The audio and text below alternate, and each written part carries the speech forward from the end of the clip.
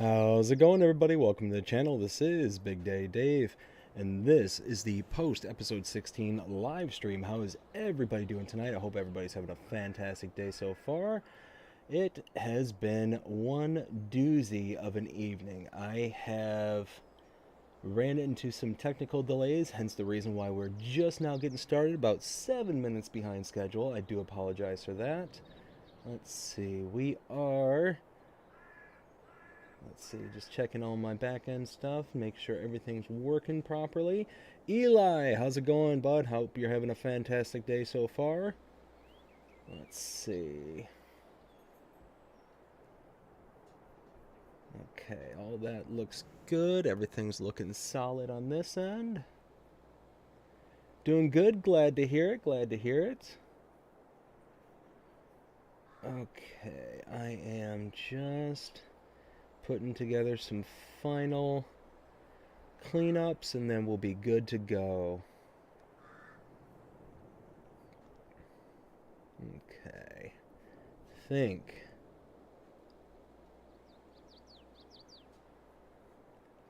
Let's see. Eli says we're friends on Xbox now, just to let you know. Excellent, Eli. Glad to hear it. Glad to hear it. Yeah, I saw the well, I ended up adding you as a friend on my end and went from there. So I'm glad that everything went through properly. Okay, so everything's in the green for me. We should be good to go.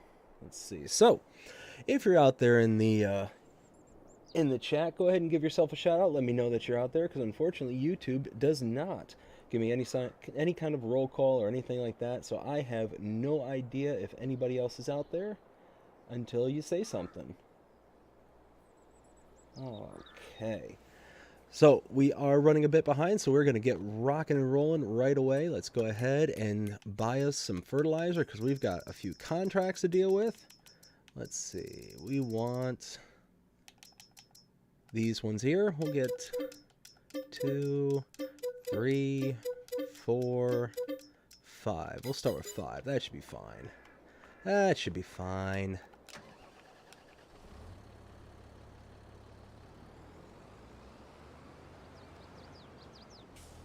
Let's see. So we've got contracts for... What do we got contracts going on for tonight?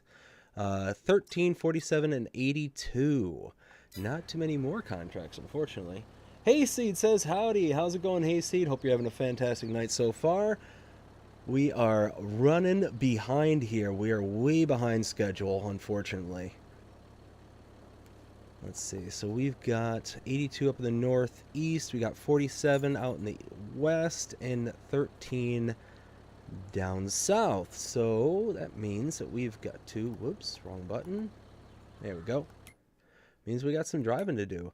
So I think this one, because this is contract number 3, so this should be for 82. This is all the way up in the northeast.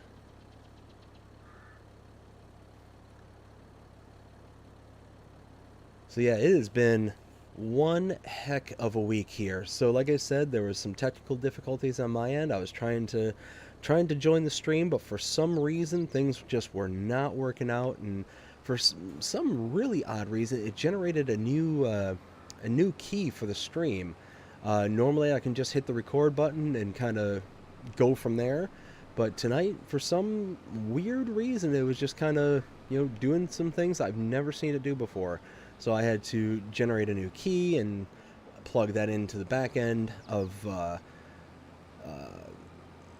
Streamlabs, and just, yeah, it was interesting. We'll go with that. We'll go with interesting, because yeah, for some odd reason it just decided to do something new on me, but adapted and overcame, and I'm you know, I guess I can say I'm a little bit better for it, because now I know some things that I certainly didn't know about 10 minutes ago.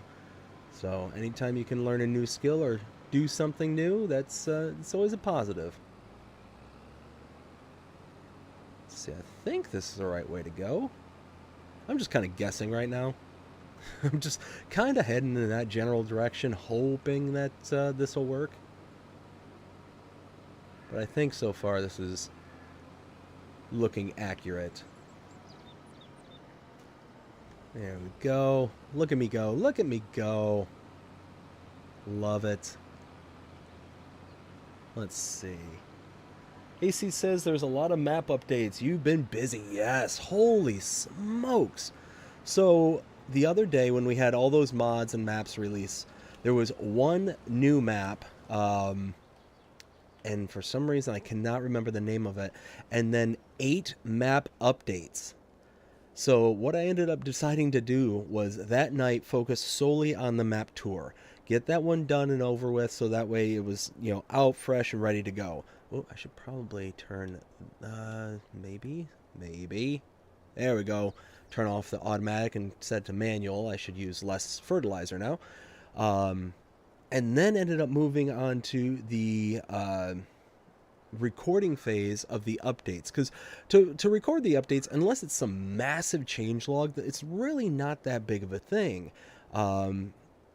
Maybe about, I don't know, 5 to 10 minutes worth of work, kind of figuring out what each of the updates mean. Sometimes it's a little bit harder because they might be written in a foreign language and then translated into English, so it's not always the smoothest of translations. So trying to figure out what everything may mean or may not mean, it doesn't always work out the best. But for the most part, if it's all kind of straightforward kind of stuff, 5-10 minutes worth of actual work, and then able to save, edit, and go from there. And because all of it's kind of recorded in one take kind of thing, it's very minor editing, just adding kind of the intro, the outro, and things like that. So it's really not that big of a deal. So I ended up focusing on recording, editing, and putting out the map tour, and then recorded everything that I needed for the updates. And once I had that all kind of situated, taken care of, I ended up going to bed, because that was about 2 to 3 o'clock in the morning when everything was said and done. And once everything was said and done, I was like, you know what, I just don't have the strength, and I'm like falling asleep at my computer every time I'm like letting it do its thing, because it has to, after you edit and whatnot, it then creates the final file, the one that's able to be posted. And while it's sitting there chugging away trying to create the post, or trying to create the file, I'm sitting there doing nothing, and I'm nodding off, falling asleep. So it was one of those, like, yeah, I need to just go to bed and hit it hard the next day. And that's exactly what I did. Is first opportunity I had, I was just slamming them, getting the files created. And once all the files were created, I uploaded everything all at once and kind of went from there. So it worked out really nice. It was nice to see that Giants kind of gave us a plethora of stuff. I mean, that was the most I've seen released by Giants in probably a really long time. I think it might have been like the most I've ever seen released by them in one kind of go. So that was actually kind of nice, just kind of getting that kind of avalanche of stuff. Made it a little hard though to find things, because once you get past a certain number of mods, the new mods on the list, you can't see them. You actually have to look them up individually, kind of thing. So wasn't a whole ton of mods that I was too interested in to download and use personally for gameplay, but I mean, it's nice. It's one of those, I'm not the only player, obviously, so there's going to be people who are going to be interested in something else that might come out. So all in all, it was nice. It was nice to see that we got all that content, and kept me busy for a while. Let's see. We got Eli saying, "You can do it." I'm thinking of Rob Schneider right now. You can do it. Oh my goodness, a Waterboy. What a good movie. So that's one I haven't seen forever. Was a Waterboy. Oh man, I need to pop that in, check it out, pull it up on my server and watch it. Let's see, we got Benji. Good evening, BDD and everyone. Hey, Benji, how you doing? Hope you're having a fantastic night so far. You can do it. Oh, man, that's such a good movie. Such a good movie. Adam Sandler, back in the heyday. You know, when he was making some really, really good movies. I mean, I'm talking like Billy Madison, Happy Gilmore, Waterboy. Um, I mean, I'd even throw in Grown Ups. I liked the original Grown Ups. I thought that was pretty good. Um, what are some other? Mr. Deeds was all right. That was a good movie. Um, Trying to think of some of those other ones that were really up there. Um, oh, was it Big Daddy? So, oh man, it's the one where he's like pretty much with the kid, like basically he's dumped off with the kid. Oh, what was that movie called? Little Nicky. That was another good one. That's where I got the reference from because my dad's watching it right now. Awesome. That's excellent. Love it, Eli. See. Sounds like your dad and I would get along just fine. Oh my goodness. So, anyways, we've got a few contracts to do here tonight. We got the three that we got going on here. We got a baling one that we're gonna work on with the tedder. Actually, probably won't even do the tedding. Here, let's stop that. Turn that off. Now let's start working on this one. Let's see. So we did 82. Now we need 47 and 13. Let's go to 13 on this one because these are basically the same equipment. There we go. Let's see. Hayseed says, have a good stream. I have to get back to work. All right, Hayseed. Well, thanks for stopping in for a little bit and hanging out with us. Hope you have a good night at work. And then Benji says, I'm doing great. Hey, glad to hear it, Benji. Really glad to hear it. Let's see. I'm trying to think of some other really good ones. 8 Crazy Nights was a good one. Like the cartoon that he did a while back. I enjoyed that one. Let's see. Yeah, I think where things kind of went off the rails with Adam Sandler is he started doing a lot more kind of family friendly, and I think a lot of comics and comedians do that when they get older. You know, it's typically they start out and they're pretty raunchy or very kind of adult-esque humor when they're younger. You see that with like Eddie Murphy. You see that with to a lesser degree, like a Chris Farley. You know, he died way too young for him to kind of have that full character arc, kind of thing. Chris Rock. I mean, you have these comedians who will start out and they're really raunchy, very cutting with their words, and then you know they grow up, have a family, and they become very family friendly. And they start creating content that's very, you know, along that arc of, you know, really raunchy all of a sudden to just family friendly. And it's understandable. I mean, I can certainly understand it being a parent myself, you know, but it makes you, as a consumer of their early work, makes you kind of longing for that time, that day when they were really like in their prime kind of thing. But I don't know. It's one of those.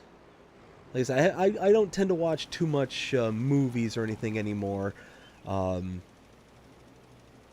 so I mean, it's quite possible that some of those people I'm talking about they may have been doing stuff I'm just not aware of now. Um, I'm certainly willing to kind of, you know, think that that's a possibility at least, but I don't see too much in the ways of good things coming out of Hollywood here lately. It's all kind of the same refurbished, repurposed kind of stuff that's just kind of meh. You know, if it's not a reboot, it's a reimagining. If it's not a reimagining, it's something that's just not inspiring or, you know, worth writing home about, with very few exceptions. Very few exceptions. Oh, and I keep forgetting to deactivate. Let's see.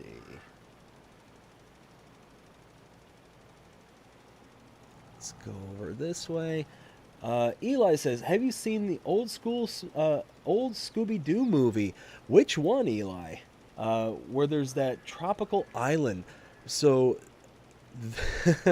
so the movies, Eli, that I'm used to seeing with Scooby Doo are, um, oh my goodness, like him with the Batman and the Globetrotters. There's one that was one of my favorites growing up when I was a kid, where it was all the different monsters and like quote unquote villains from like old school, like not movies but like books, like Dracula and um, werewolves and all that stuff. But they were all having to do like a race.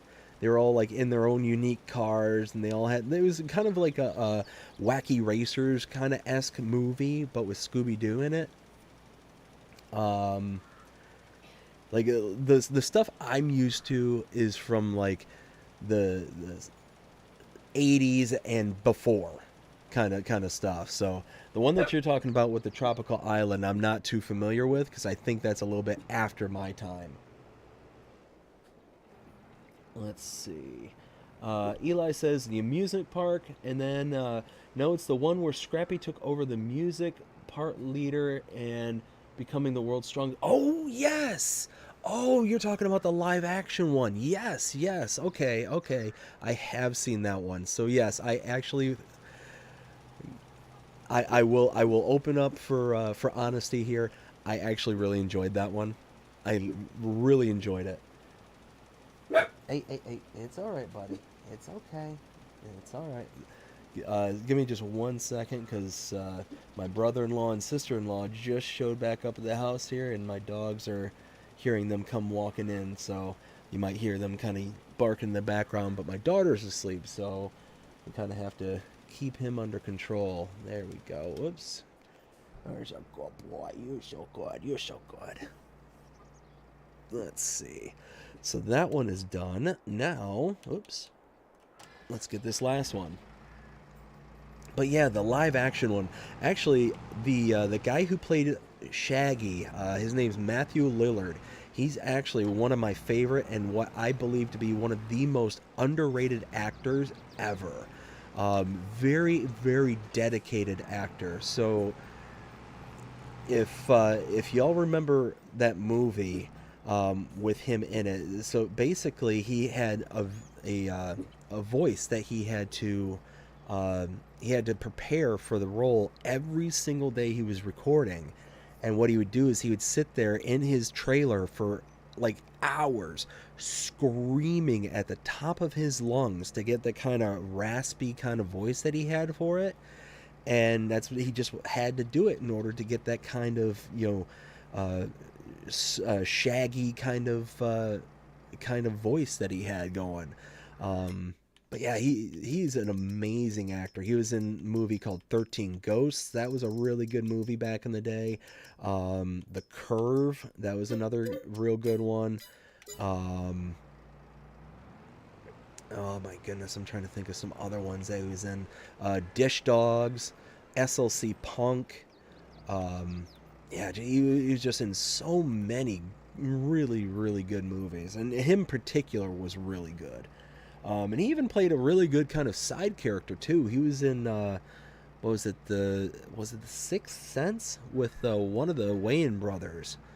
I can't remember which. It might have been Marlon Wayans, or no, it might have been Damon. Maybe it was Damon Wayans. Where basically it was one or the other. One of the Wayans brothers took a formula. He basically was broken in college, and he signed up for an experimental drug, and the drug basically made it to where he had superhuman senses. Like all five of his senses were like heightened to like ridiculous levels. Well, they specifically told him that he was not allowed to go over the allotted dosage, and if he did, he would have a lot of side effects.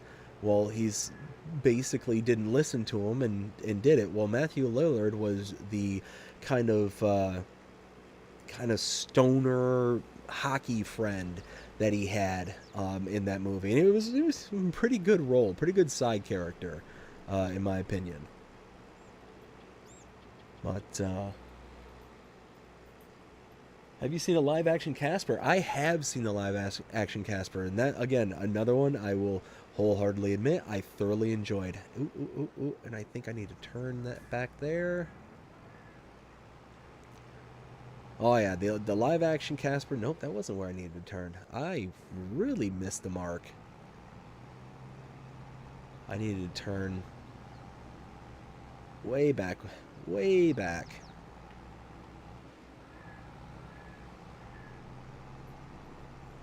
Just gotta dive on out there,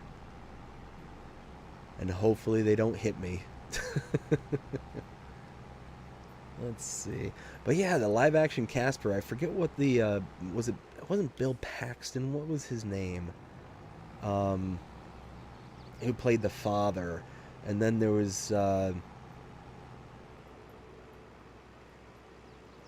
my goodness, what was her name? It wasn't Christina Ricci who played the little girl in that movie, was it?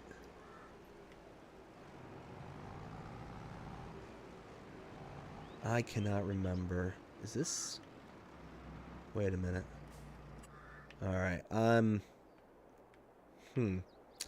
Where do Oh wow, I'm way off, aren't I?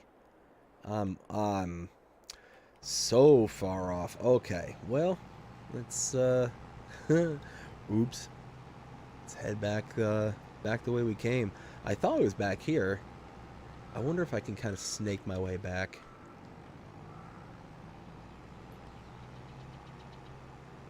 But yeah, the live action Casper, that one was really good, and it ended up it was I think was it Devon Sawa who played Casper, or at least the voice of Casper. Um, he's another actor that I haven't heard anything from Devon Sawa in a while, but he was in a couple of really good movies. One movie that he was in that was really underrated um, was a movie. It was like a cheap horror flick from way back when, called Idle Hands, and that one was a pretty good movie. Basically, the whole premise of the movie was idle hands are the devil's playground. The saying, and it all revolved around this kid, this boy, who was just a lazy, good for nothing kind of kid, and he basically gets infected, or he gets possessed uh, by the devil, and it takes over his hand. Well, he thinks that it's a brilliant idea that to cut off his hand. Well, that doesn't work. The hand is now free to do what it wants to do because it's possessed by the devil or some spirit. They don't specifically say it's the devil, but one of those where it then goes on a rampage. It's got like Jessica Alba in it back when she was like really young, like teenager Alba. Um, what else? I think those were the two big people in it. I think it was Devon Sawa. I think that was who it was. Now I'm kind of curious as to which one. You know what? When in doubt, IMDb, the Internet Movie Database. IMDb. There we go. And and of course my internet wants to mess around with me.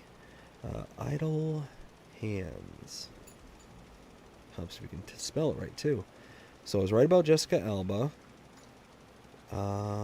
Let's see. See all.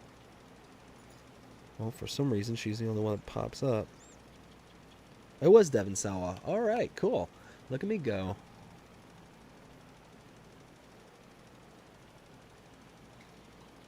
I actually know what I'm talking about every once in a while. Nothing wrong with that. All right, so get on the last little clip here.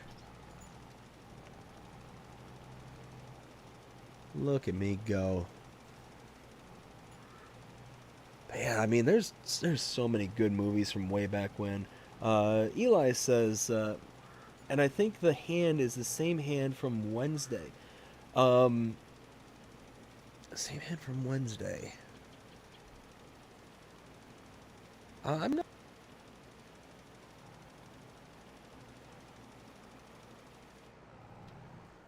Like I said, that movie in particular, The Idle Hands, that was like uh, very unknown. Not too many people have seen that one. Like I said, it was just like a little slasher movie. Oh, and it had oh, what's his name? He was the kid from Austin Powers. Um, oh, Seth Green. It had Seth Green in it, and he was like again, he was like one of the little stoner friends uh, that was in it, and yeah, it was a cute little movie. It's something that if you're just looking to kind of shut your brain off and kind of enjoy, it's a good one. Um,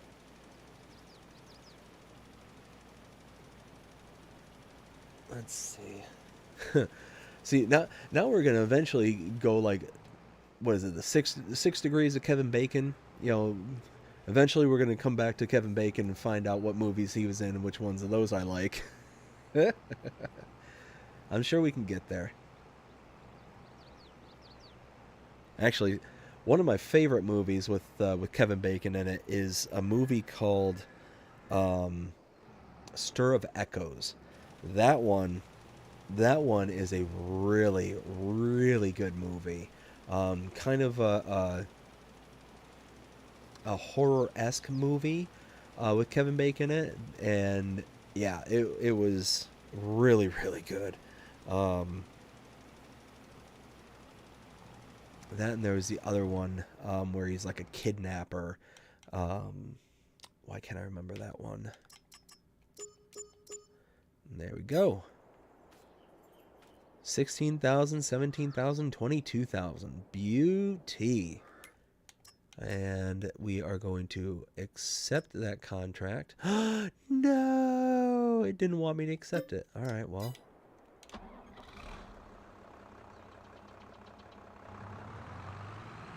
That, I guess, is fine, because not a whole lot else we can do about it. There we go. But yeah, going back to the Jody! Hey, bud, how's it going? Hope you're having a fantastic day so far. We have just been sitting here talking about old movies. Some real good old movies. Name a couple here. We came up with Idle Hands with Devon Sawa and Jessica Alba way back when. We were talking about Casper and the live action Casper with Devon Sawa and I can't remember if it was Bill Paxton. I keep throwing that name out there, but I don't think that's right. Some reason I think I'm wrong on that one. Um, let's see, what else did we talk about? Oh, the live action Scooby Doo with oh, that's what kind of got this train rolling. Is we were talking about the Scooby Doo, and then I started talking about one of my favorite actors, his name, and most underrated in my opinion, Matthew Lillard. Really, really like Matthew Lillard, and very underrated actor. Um, let's see. Jody says, how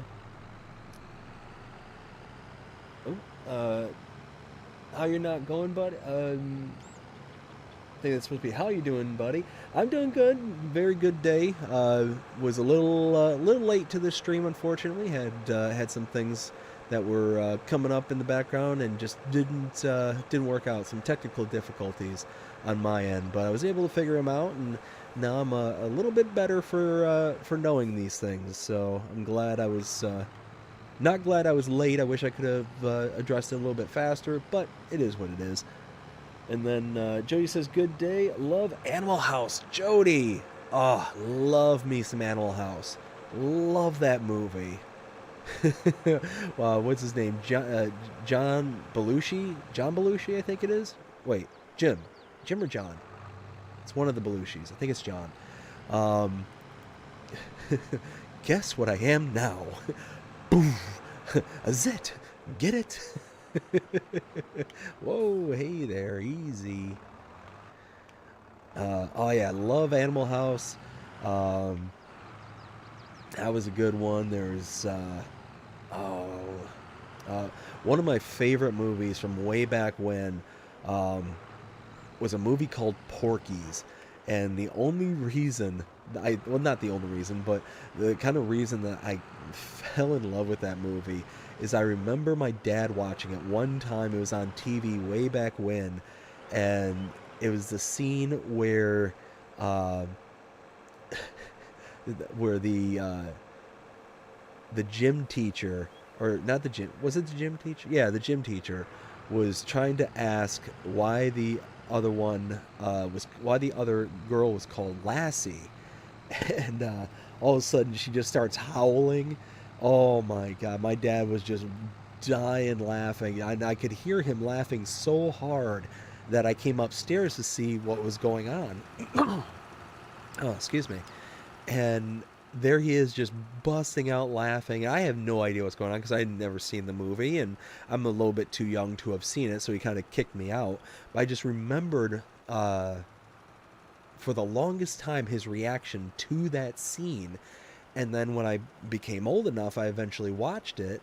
And after seeing that, I had almost the same exact reaction. It was the one scene in particular where, excuse me, where the older gym coach is trying to not laugh. He's like desperately trying to hide his laughter. And all of a sudden, he's like, you know what? I can't take it anymore. And he runs off behind some hanging gym mats, laughing. Oh, why did all my audio go?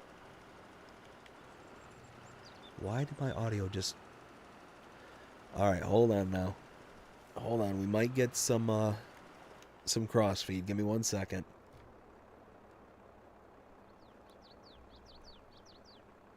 Oh, what?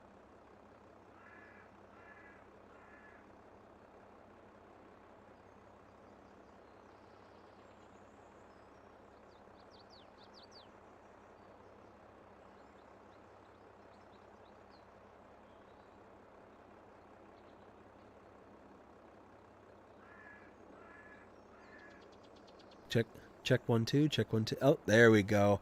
There we go. Ugh, I don't know what just happened, but for some reason, my my audio that's being piped into my earphones for some reason will just minimize. It'll like go down to 0 and mute. Um, and then I have to unplug everything and then plug it back in. It's so weird. I don't understand why it does that sometimes, but anyways, I was talking about that scene, and yeah, oh my goodness, what's going on? Things are happening. Hold on. I don't know what just happened. Oh, there we go. Okay, okay, we're coming back. All right, I'm not gonna move. I'm not even gonna think. I'm just gonna play the game. Just gonna, ooh, slow, shallow breaths. The gremlins are coming for me. There we go. All right, so that contract is done. But yeah, so he goes and hides behind the gym mats that are hanging up on the wall. And as that happens, he's just hysterically laughing, and just the scene. And all of a sudden, one of the other coaches, the basketball coaches, comes out and he pulls back the curtain after getting chewed out by one of the female gymnast coaches, and he pulls the curtain back and he sees this guy just hysterically laughing, and he looks at him and they look back at each other, and the one that was hysterically laughing just slaps his stomach, and with as much voice as he can muster, he's like gas, as in like he's going hiding behind there so he can break wind. And oh my goodness, just absolutely hysterical. That scene, to this day, I just lose it every single time. Now, if I'm not mistaken, I need to, and I'm right, I need to get these fields back up and running. So let's do that. Let's grab one of my tractors. I think I'll grab Little Blue. Let's see. So Jody says, Porky's was a good movie. Yes. Bunch of smiles and laughs. And Jody says that part's really funny. Oh, there's that. I think that whole movie is just absolutely hysterical.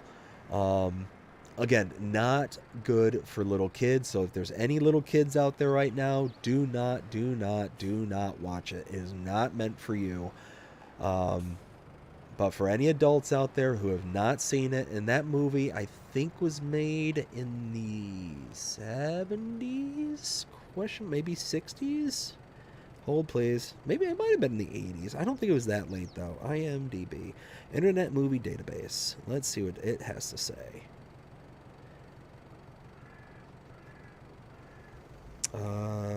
Nope. It helps if I can type, huh? Okay, why? Oh, 1981. Okay. Yep, 1981. So I was way off. But yeah, such a good movie. Um, but yeah, the character Pee Wee in there. Oh my goodness, just absolutely hysterical. That movie. Like none of the actors like ever really amounted to much of anything outside of like that particular role. Um, like I can't think of another movie that any one of them are in. They were all just like D-list actors, but it was just absolutely hysterical. Eli says BRB. All right, Eli, we'll see you in a little bit. Oh, you know what? I should have gotten my lime spreader first. What was I thinking? What was I thinking? Let's put this away. We'll grab another tractor. No, not that one. We'll grab this one. Let's see. Lime spreader's this way. There it is.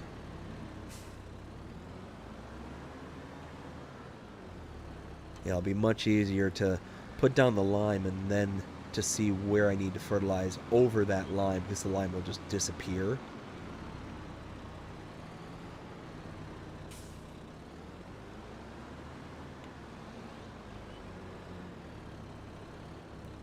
There we go. Yeah, I'm trying to think of some other like classic movies that were just absolutely hysterical. Like you said, there was Animal House, there was uh, Porky's. I'd even go as far as to say Porky's 2 was really good too. It wasn't as good as the first one. Porky's Revenge, not so much. Not so much. There was a couple of scenes here and there, but oh, there was one of my favorite action movies growing up was Beverly Hills Cop. That one was a good one with Eddie Murphy. Really enjoyed that one. Um, there was let me think. I mean, really, there was a ton of old Eddie Murphy movies that were just really good. Um, 48 Hours, that was a good movie. Now see, I'm gonna sit here and spend most of the stream just talking about some really good old movies, and then I'm gonna want to go and watch them because it's just bringing back all the nostalgia and all the feelings that I used to have watching movies. And I remember just how excited I used to be to watch movies. I don't get that way much anymore. There was one movie I watched here recently that was a very good movie, but is incredibly difficult subject matter to watch. It's not one for the faint of heart. Um, but man, was it a good movie. It was called The Sound of Freedom. That movie is intense. If you are one who doesn't like sensitive topics, don't watch it. Just don't, because incredibly powerful and incredibly sensitive topic as well. But was incredibly good movie. I would highly recommend it to those who haven't seen it. But like I said, very touchy subjects.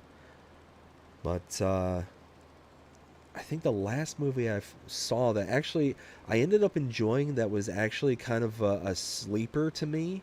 I had no idea about it. I just so happened to watch it just because of the person who was in it. It was a movie with Gerard Butler. Hey, that cow just kind of morphed through the building. It was a movie with Gerard Butler and one of the female actresses from the show Firefly.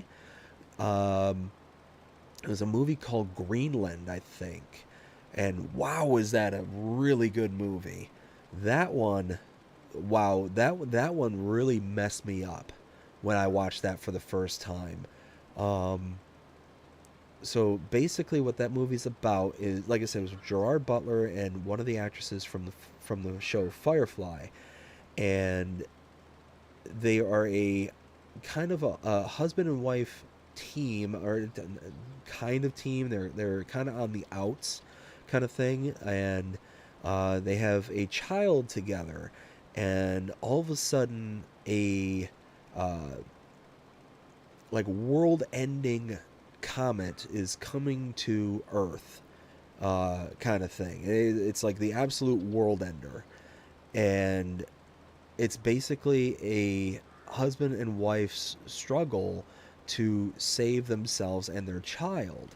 And when I saw this, I was just freshly a father, maybe a month or so into, like I was still on maternity leave with my wife, and it was one of those, seeing that for the first time, being a fresh father, it killed me. It absolutely killed me. Like sitting there, like, what would I do in that situation? What would I like if there was like a world-ending cataclysmic event that I needed to be able to try and fight and protect my family, from everything. I mean, everything was a threat at that point. But basically, what the story was about was. Gerard Butler was a very valuable engineer. And very specific people were being saved because the government knew of this calamity with tons of warning. Like they knew it was going to happen long before it actually hit the earth. So they started, building these basically giant arcs, like Noah's Ark kind of thing, big ship, and they would have to do a lottery of all the people who could come on the boats, on these ships. And they were basically anybody of integral value moving forward. Basically, people they knew could build society after society had ended, kind of thing. So we're talking doctors, engineers, the whole nine yards. They all were like the top of the line. But the problem is that when they were selected, they were only selected if they met a very rigorous screening. So no health complications, no nothing. Well, the son was disqualified and wasn't allowed to be on the ships because he was a diabetic. So one of those where basically it ended up being a situation where the adults could go, the husband could go, the wife could go, but the son was denied. So basically they said, no, if my kid's not going, then we're not going. And it was just a fight for their lives beyond that point. Kind of like a 2012 kind of movie. The world ending and stuff like that. It really did a good job on showing the kind of um, how society starts to break down and crumble around you, kind of thing, and just the things that you see people do just to survive. Um, going from the you know deranged to the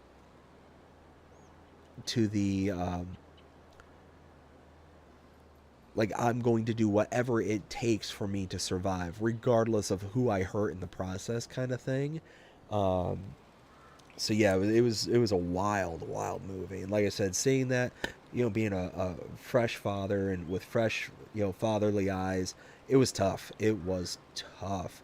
Uh, One of those that by the end of it, I was beside myself, just sitting there thinking like, oh my goodness, what if, what if, what if? Sorry, I hit the cough button there. Holy cow. I am way behind. Eli says, I'm back. Well, welcome back, Eli. Glad to see you're back. CFL, how's it going, Saskatchewan? Howdy, y'all. Just hit 146. Nice, bud. Congratulations. I'm using the Bison Combines. Are the Bison Combines good? Because they're from Poland. Whoops. Oops. Stop clicking buttons. There we go. I don't know. Honestly, I don't know. I don't have too much experience with the Bison. Let's see. Also says Kansas City are taking the 49ers Super Bowl 58. I know. I was Jody, I know, Jody, you're super excited about the Niners getting in there. I was a little bit bummed out that the Lions couldn't hold them to that what was that, a 17-point deficit. But it was a good game. Regardless, it was a really good game, and it's gonna be a good Super Bowl. The two teams that are in there, the Chiefs and the Niners. It's gonna be a good one. Let's see. Eli says, when you first got your towels laid down, uh, that's what I thought for some reason. You got your towels laid down. Cows. When you got your Sorry, Eli, I'm not tracking with what you're saying there. Let's see. Saskatchewan says I do FS22 videos on PC, and Ravens did bad. Yeah, they did too. Let's see. Eli says, "Oh, when the cows laid down, you thought that they died." Yeah, yeah. No, I'll be honest with you. I thought the same thing when I first saw them do that long time ago. Oops. Hey, I thought I turned that off. Turn off. I am so glad I built this fence in here. Looks, I think it looks good, and it kind of fits. I mean, you figure that's the fence that leads into there originally. It's the same exact thing. It's just kind of, in here now. It's just a nice little separator. I like it. We got the bees back here now. These things are rocking and rolling and doing good. Let's see. Saskatchewan says, I'm harvesting soybeans with 4 combines with 35-foot header. Ooh. And then on a 16x map, FS22 on PC. Nice. Let's see. So we are just chugging along. We got to finish getting all this limed and then fertilized, and then we might skip into the next day depending on where we finish all this up at. Let's see. Eli says, I wish we got the same mods as PC. Yeah, it would be nice to have a lot of those same mods that PC players get. Um, like the follow me mod and the course play, things like that. Like all those things would be really nice to have. But it's one of those too where, I mean,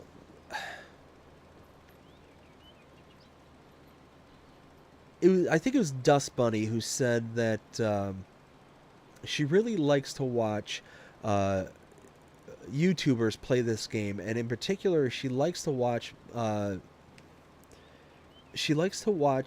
the players who play on console, because oftentimes players on consoles have to work a lot harder at doing the same exact thing as a PC player does. And to some extent, I can agree with that, but it also depends on that particular person's creativity and all that stuff. So it's just, if I think her point was, if I'm fairly summarizing it, is that it forces the console players to be more creative because of that kind of necessity.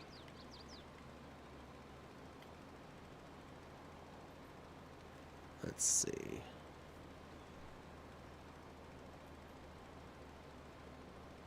And then Saskatchewan says, I'm going to set up a setup 16 map, multicolor mods.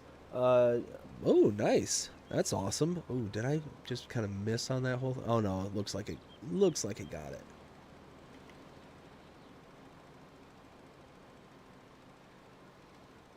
There we go. We'll just let them kind of chug along now.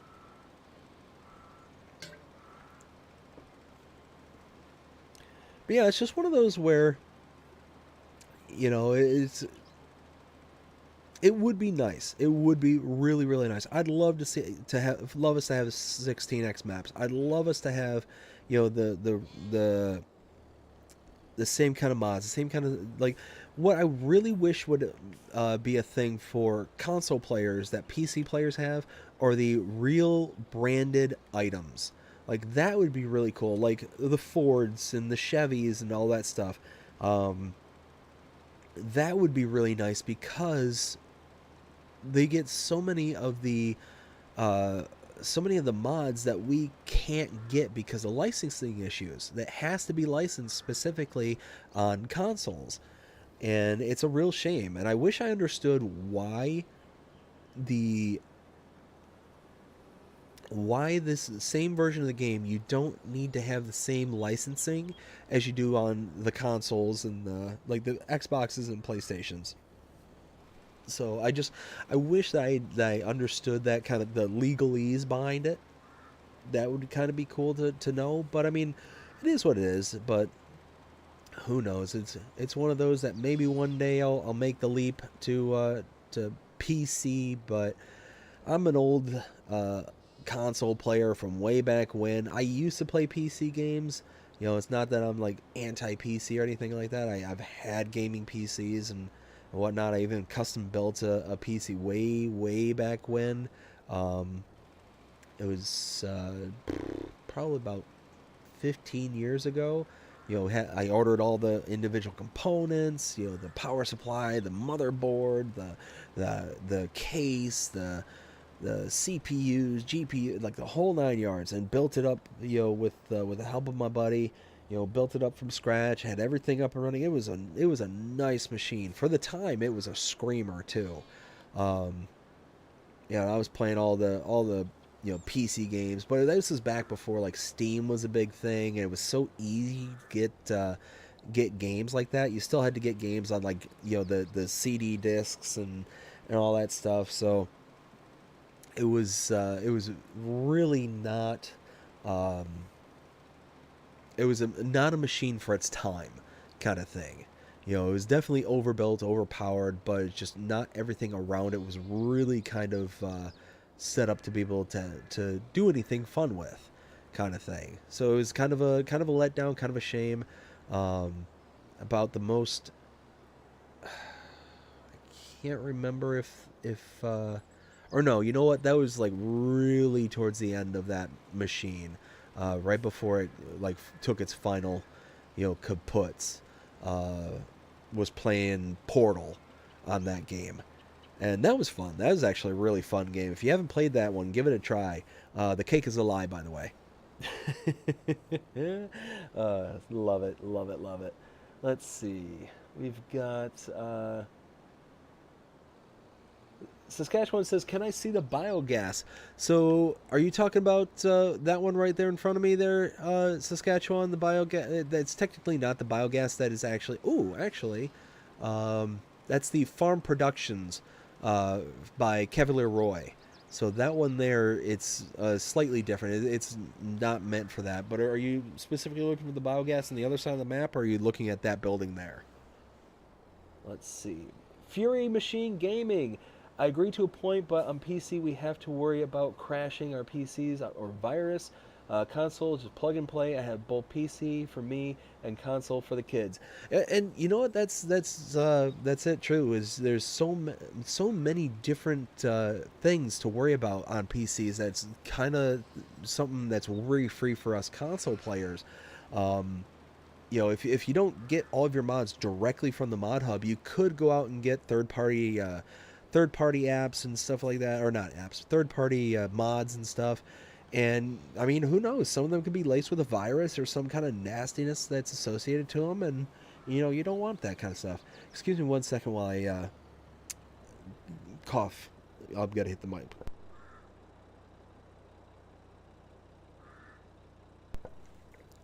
Oh, sorry about that. I am still. I'm not sick anymore. I'm over it, but I still kind of have the remnants of it. Had a really nasty, gnarly sinus infection, and yeah, still got some of the crud that's kind of left over from it. It's no fun at all.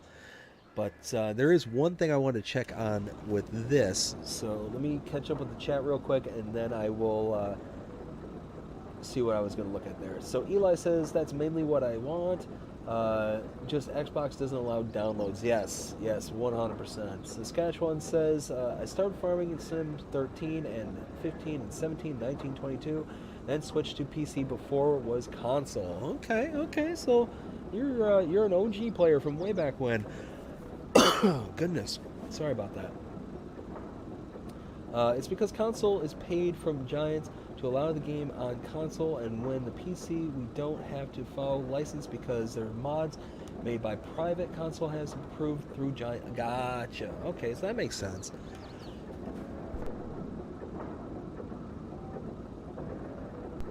Oh my goodness, I haven't hit that cough button a lot here. All right, so this is the farm production that I was mentioning before. So you can make things like liquid fertilizer, solid fertilizer, herbicide. I wanted to come in here and check out this particular thing because, yes, this has finally been updated. Cavalier Roy put out an update for this just recently to where the silage additive, it required digestate, slurry, and water. Well, before the recipe was 0 digestate, 0 slurry, and 2 water. And it was producing silage additive from that recipe. So you didn't have to have digestate, you didn't have to have slurry, you just had to have water. And it would be like, boop, it would start making it. It was awesome.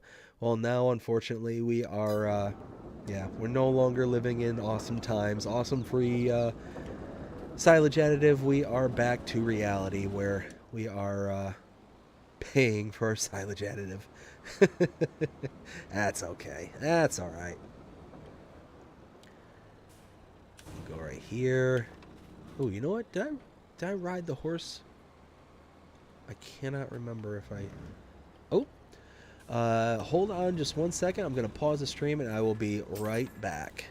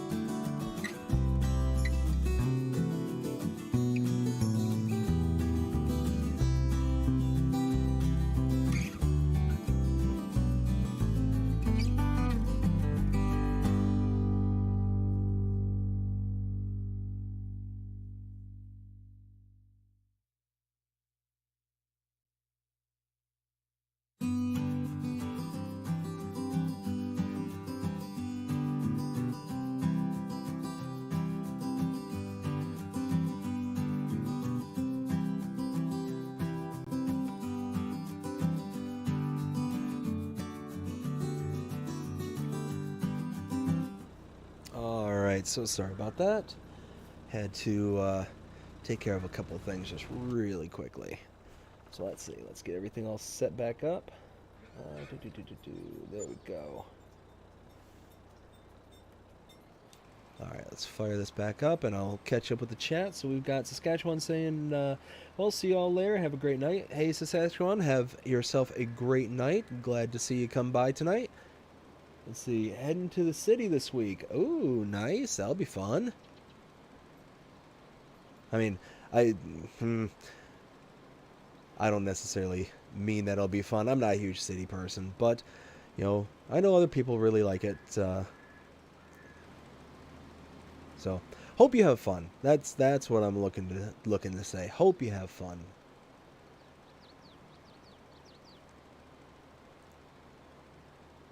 Yeah, me, I'm just I'm a country boy trapped in the city right now and looking for every possible avenue I can to get out as quickly as possible. But my time will come, hopefully. One day I'll be able to move my family out, you know, out in the middle of nowhere and be happy. That's what I'm hoping, at least. Just keep working hard and keep building, keep working, and we'll get there one day. One day. Let's see. So let's keep putting down this line. We got the one other grass field across the street over there that we've got to do, and once these are done, we can then fertilize. I tell you what, I'm actually pretty happy with this right now because we're on a single cartload of lime. I mean, we're not having to put much down, so obviously we're not using it that quickly, but it's still nice that we're not using tons and tons of product.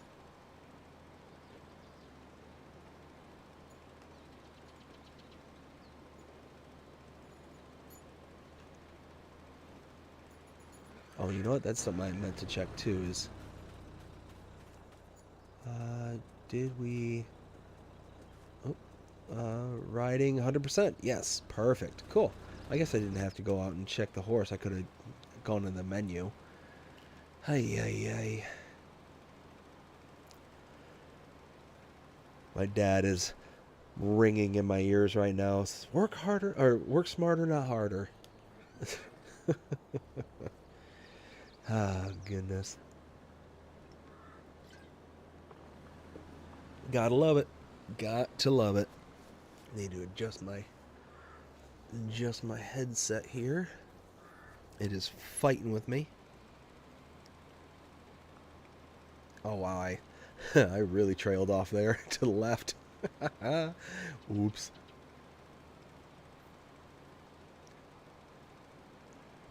Do you think anybody noticed?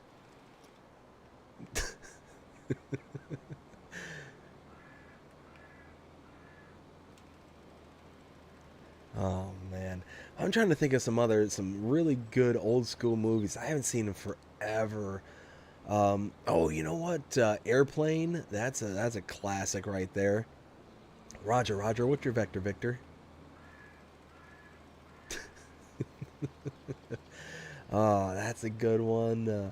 Oh, you know what? The movie from way back when, Stop or My Mom Will Shoot with Sylvester Stallone and the older woman from Golden Girls.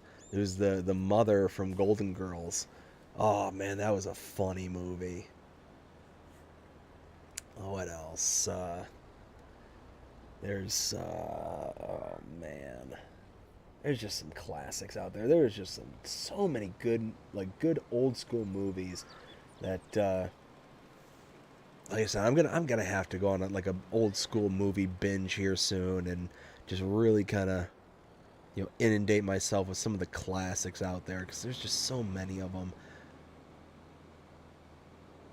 Like I was saying before, there was a bunch of old Eddie Murphy movies I used to love growing up as a kid.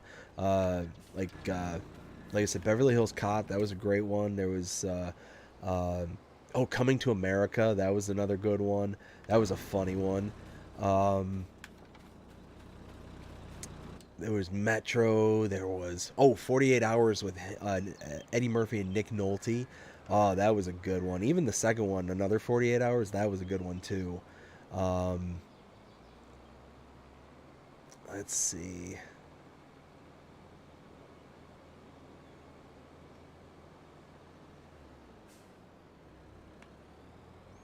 Yeah, now you'll be lucky to see Eddie Murphy in like Haunted Mansion or something like that, you know?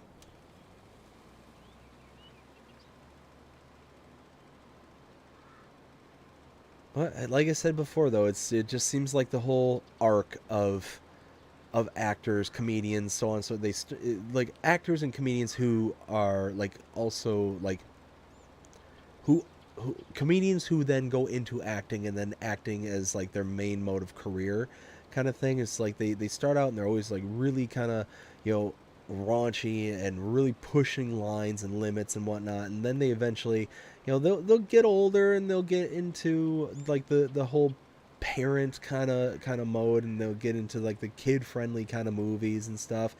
I don't know, it just sometimes makes me long for uh, the old school comedians and what they used to do, kind of thing.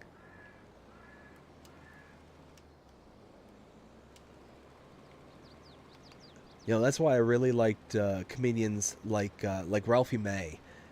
He was a comedian who just really didn't care, um, and was still willing to push the boundaries and still willing to kind of just, you know, be a comedian kind of thing. And unfortunately, you know, he's passed away, and you know, taken far too soon. Just like Chris Farley, you know. Uh, Unfortunately, Ralphie May, you know, unfortunately, kind of ate himself to death, um, which is really sad because he was doing so good on losing weight, um, but it just all kind of caught up to him. You know, it's really sad, really sad. Because like I said, I really liked Ralphie May. He was hilarious. I remember watching his stand up ostentatious with my cousin when he was down here a long time ago, and the two of us, we were just gasping for air. We just couldn't breathe. We were laughing so loud, so long, so hard. It was just just absolutely hysterical. But yeah, he definitely was taken too soon.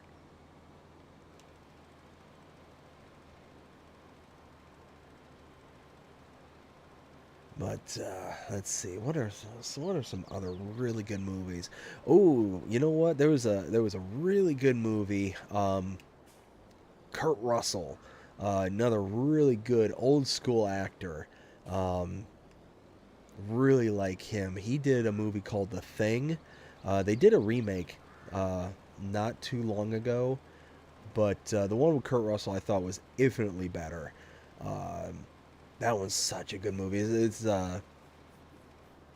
essentially the movie. The premise behind that one is a team of researchers are up in the Antarctic, and they one day uh, come across a helicopter who's chasing down and trying to destroy a dog, and the dog eventually finds its way um, into their camp, and they're trying to figure out why this other team of researchers is trying to destroy this dog, and then it's a Norwegian team of researchers. So it just was really strange, and they're trying to figure all this stuff out before a huge storm hits, um, and it's just a really good movie. It just gets like scarier and weirder just from that point on. Like I said, if you haven't seen it and you're into scary movies, check it out. Really good, and it's a good old school kind of scary too. It's not like the new school kind of scary movies where everything's like right in your face, like blood, guts, and gore. It's got some of that, but it's, you know, more about the suspense and the ambiance because you're basically trapped in the middle of nowhere and there's no way to get out, no way to escape, kind of thing. And the enemy is amongst you, kind of thing.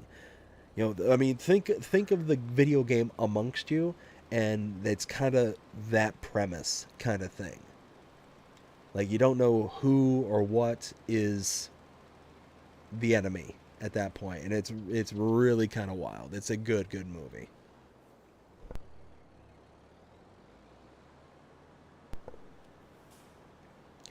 Yeah, I don't know why, but I don't know, just really, I think I'm gonna have to go on a kind of a movie binge here soon. Just take some time and be able to, you know, just absorb some of those old school classics that I know and love, kind of thing. Let's see. I'm trying to think of some other just really good ones. Let's see. Is it gonna get? Oh yeah, it's gonna get that last little strip. That's cool. I'm just bringing up my server right now just to see if see what kind of movies. Oh, it looks like my server might be offline. That's weird.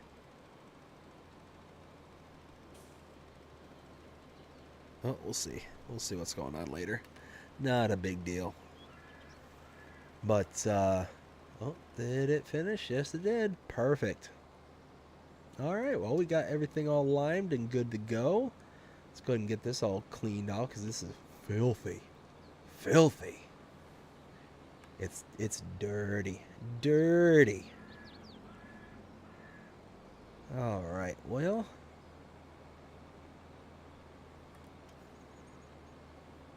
let's go ahead and pull in here.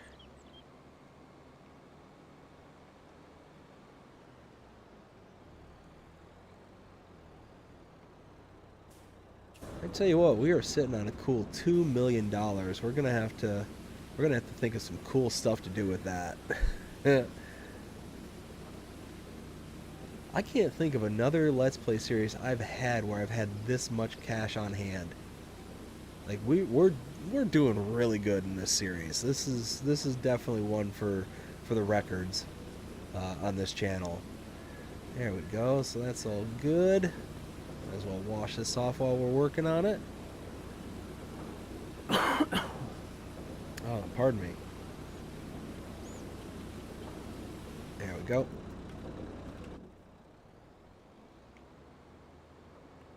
Alright, well, you figure 4 fields at 5,000 liters. Not even 5,000, like less than 4,500 liters, really.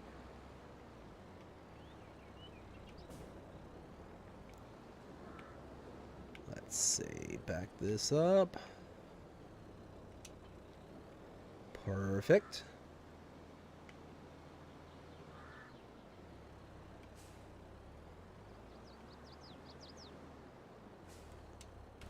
All right. Now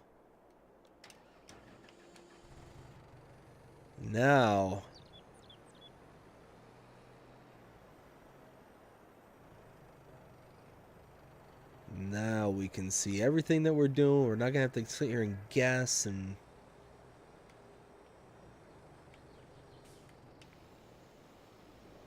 wait a minute.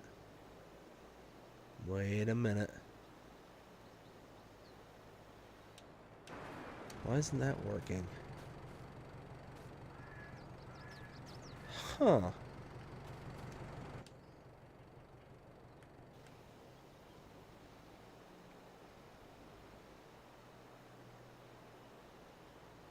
I am so confused. Huh.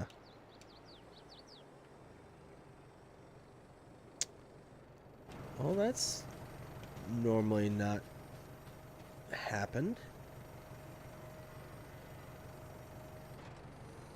Alright. Anybody out there know what's going on right now? Because I am absolutely confused and lost. I have no idea what's going on at that point. Because I have liquid fertilizer. Am I mistaken? No, I have liquid fertilizer. I should be able to lay that down. How bizarre. Am I gonna have to... I guess I'm gonna have to lease some equipment to be able to throw some solid fertilizer on there? Maybe? I don't know. Huh. That's so weird.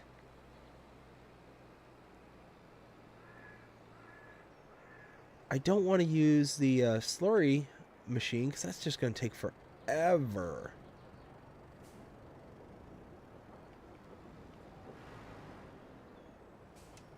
Go ahead and throw your comments in the chat as to why you think that's happening, because I have no idea.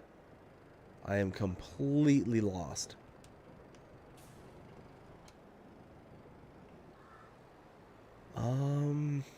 Okay, well,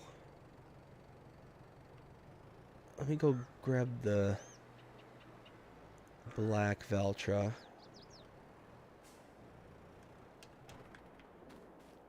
Yeah, I'll grab the black Veltra.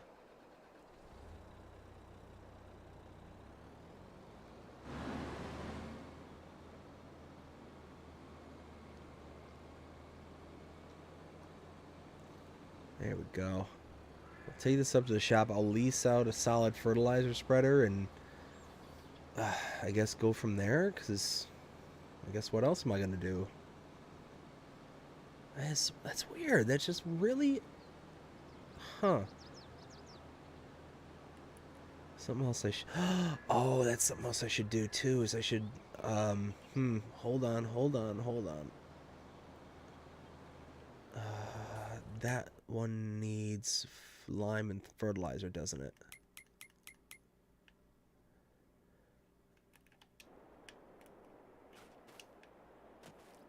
Yes, it does. So...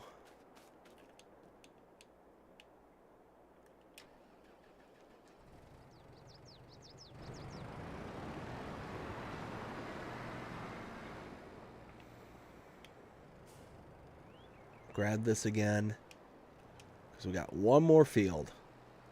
I can't do anything with the field next to me here, the one next to the cow pasture, but I can do this one because nothing's grown there yet. So I should get it up to par as best as I can. Now I know you're not supposed to do this way. You're not supposed to already have the product in the ground and put lime on top of it. All that stuff, I get it, but we're going to take advantage of the mechanics of the game, not be true to life. Oh, Eli says, see you tomorrow. All right, Eli. Well, thanks for hopping in tonight. Hope you have yourself a fantastic night. We're just going to keep on chugging away and getting everything up to snuff. Let's see. Let's bring that back up. I do like how this little lane turned out here right next to the field. I like the bushing on the right. And it's a bit taller than the one on the left. It makes it kind of look like it wasn't there originally, kind of thing. Oops. How about you use the tool the way it's meant to be used? There we go. Ooh, wow, that's going down quick. That's going down real quick. Holy smokes. Well, we're going to have to do some back and forth coming up here. Well, that's kind of a bummer. Oh, well.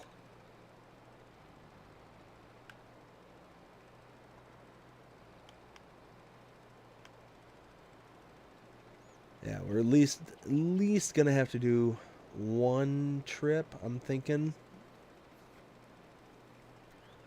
But we'll see. We'll see how it goes.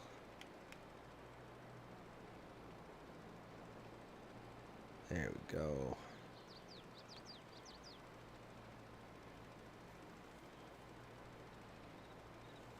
Wow, that really seemed to dip right there.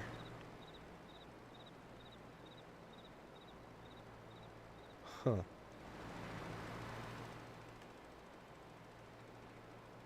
Yeah, I don't know what just... I don't know. I thought I just saw the whole thing just dip, but maybe my imagination? I don't know.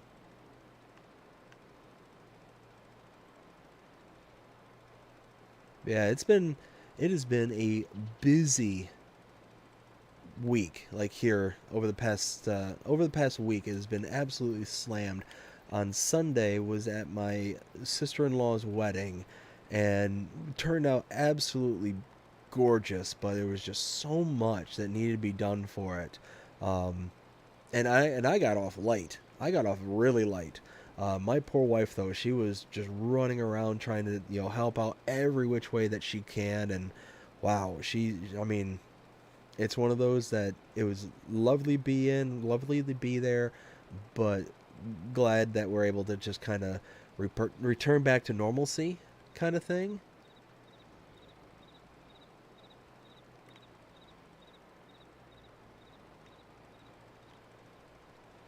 Let's see. Let's get one more kind of headland around, and then we'll let the worker kind of do their thing.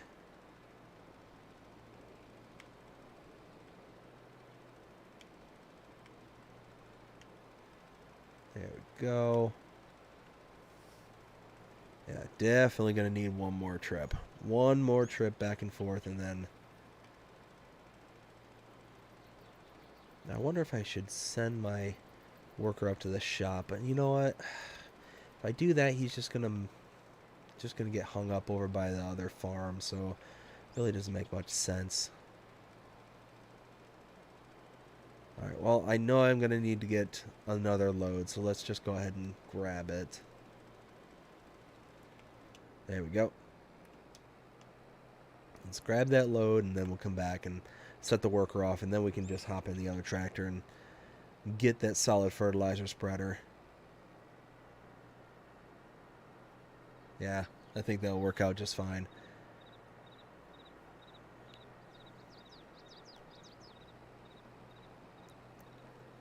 But yeah, I don't. Like I said, it's just one of those. I'm on a real kind of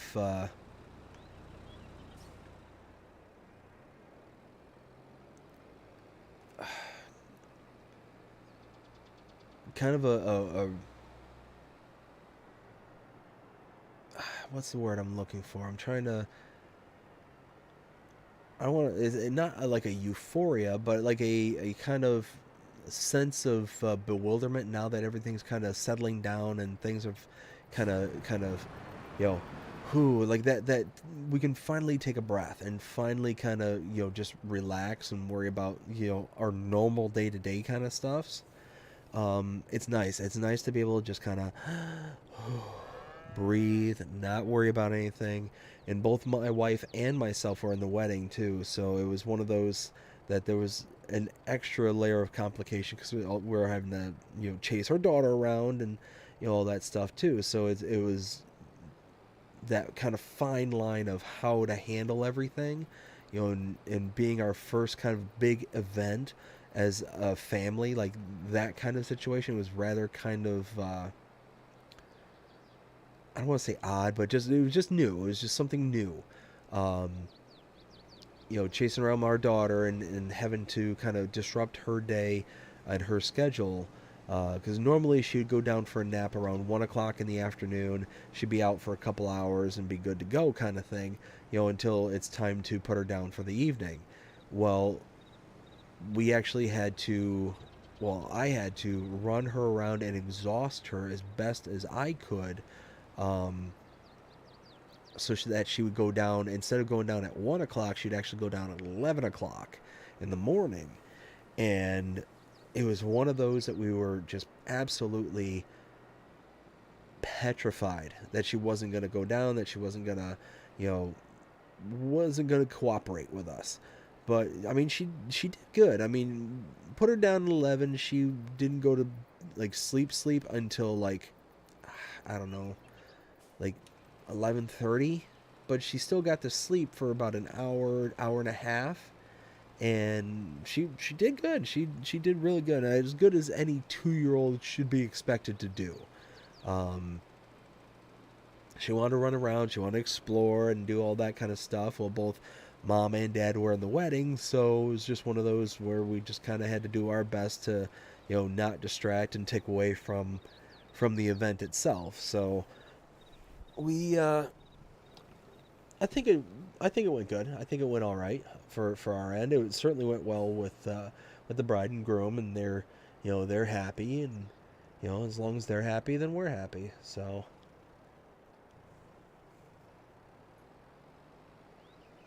yeah, now we got the family here and just hanging out at our place, and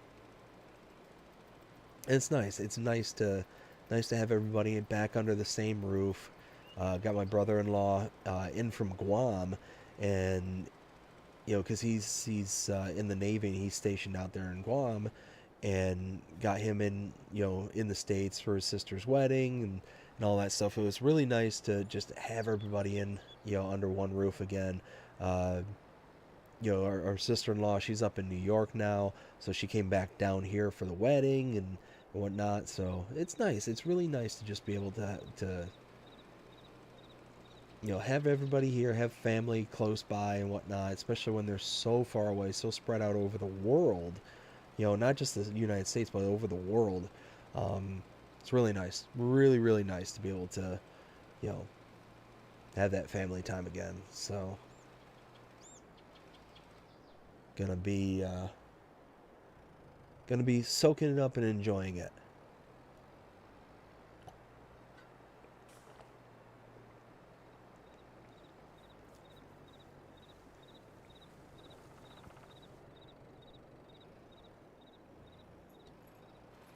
All right, we are on the last little bit here.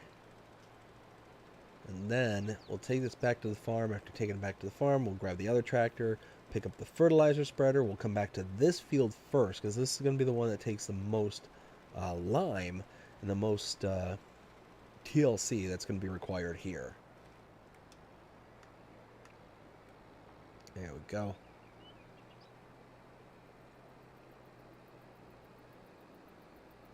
Let's see. So,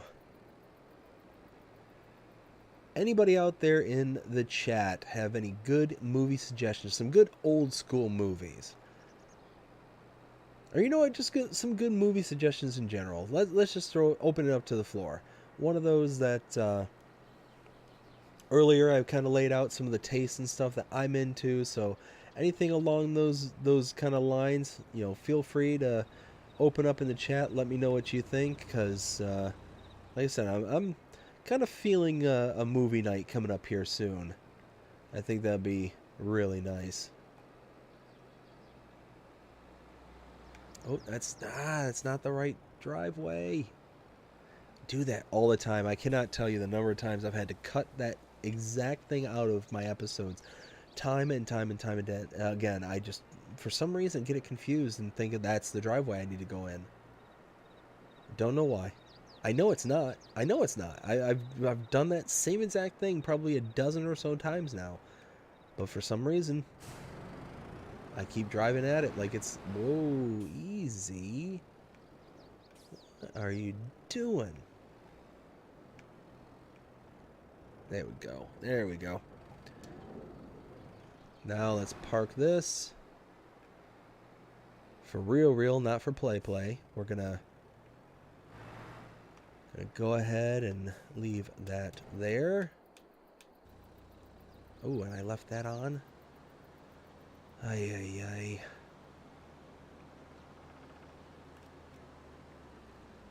Alright, so we are going to grab us. We're going to lease a fertilizer spreader. We're not going to buy. Although that might happen in the future. Something just dawned on me that might be...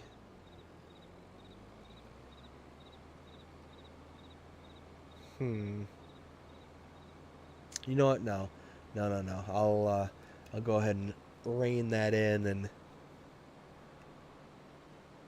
because I don't have to. It's not a necessary purchase. It's not something I need to do it, and it might not actually work out in my. Oh wait. Okay, I may have come up with a different idea.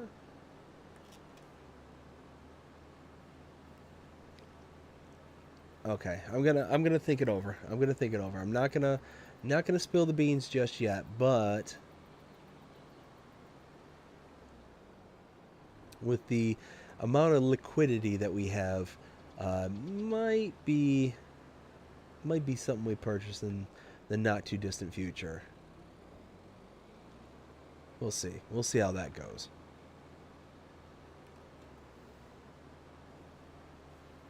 All right, so we are approaching the shop.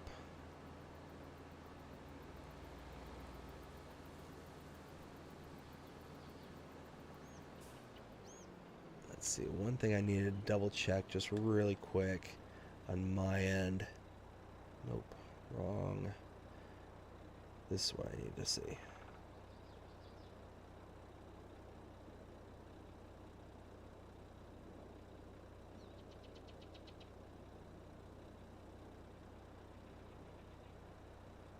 Okay. There we go. Sorry, I had to double check something on my end real quick. Alright, so we are here. Let's get us a solid fertilizer spreader right here.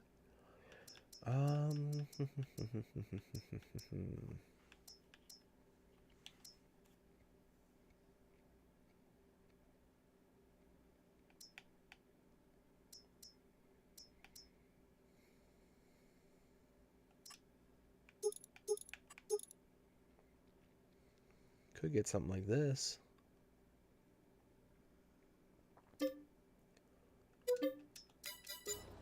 Okay, yeah, I think that'll work out just fine.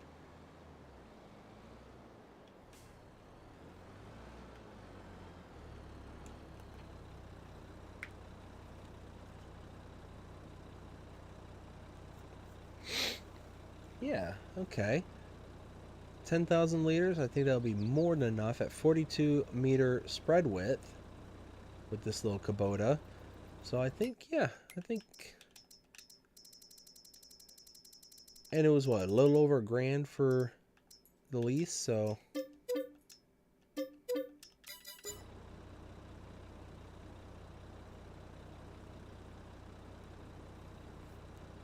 So I think everything will be well worth it in the end. I think that this will add up to be a good purchase. Well, not purchase, but a lease.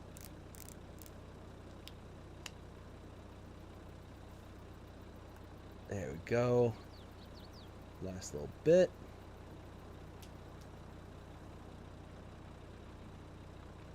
Perfect. All right, let's boogie.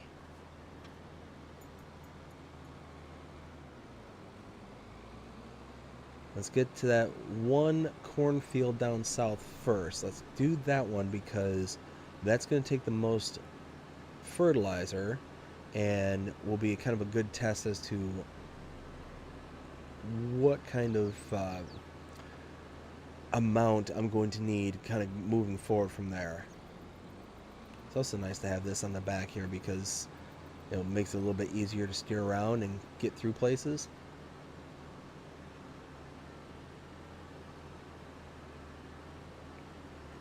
Let's see. Yeah, that's going good. It's alright. We got thin tires. We don't have to worry about damaging other people's fields. Couldn't even get through that without laughing. That is the one thing. Like, I know people have asked for, what kind of features and stuff would you like to see in Farming Simulator? One thing I would like, and this could be an option, something that can be turned on and turned off, but a penalty, I think it would be cool, is to have a penalty if you drove on somebody else's fields. Like, whether there's crops in it or whether there's not crops in it, just a penalty. Hey, you damaged their property, therefore we're going to charge you $100, kind of thing.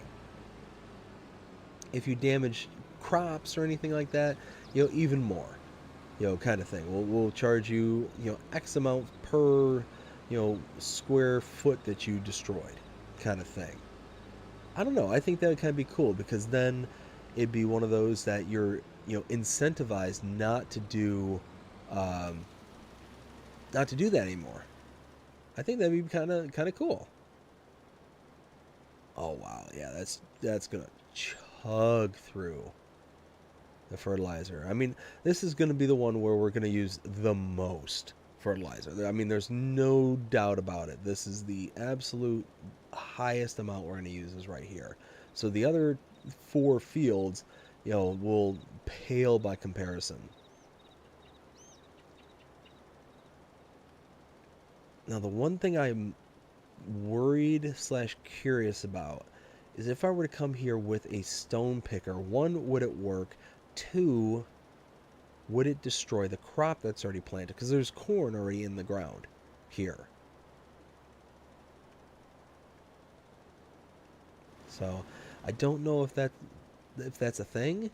I don't even know if I can get it because it looks like it's almost like not seeded but rolled. So I don't even know if I can use a stone picker to be able to get the stone off the field. I just don't know. I don't know.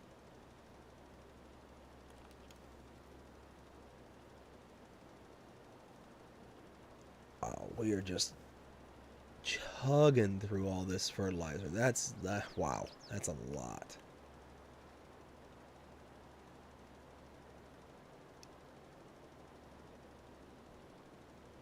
And there we go.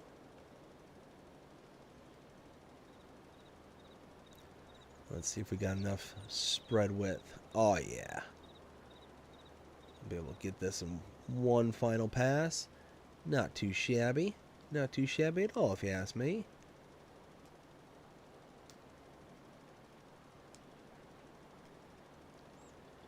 Alright, so now...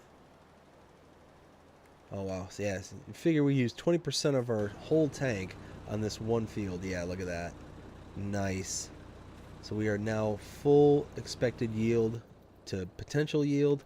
So we are not going to have to worry about this field anymore besides the stones. It's going to damage our equipment just a little bit because of the stone, but not a whole lot we can do to avoid it. Like I said, I might... Whoa, easy. Holy smokes.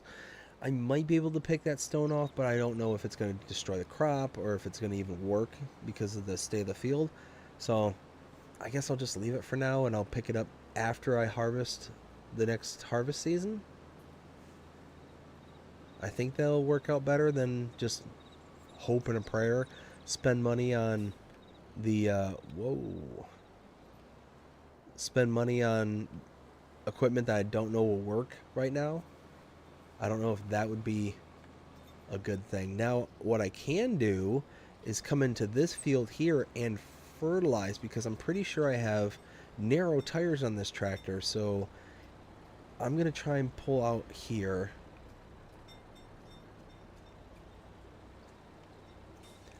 Alright, let's see if we can get away with not damaging the field. Hey, look me go.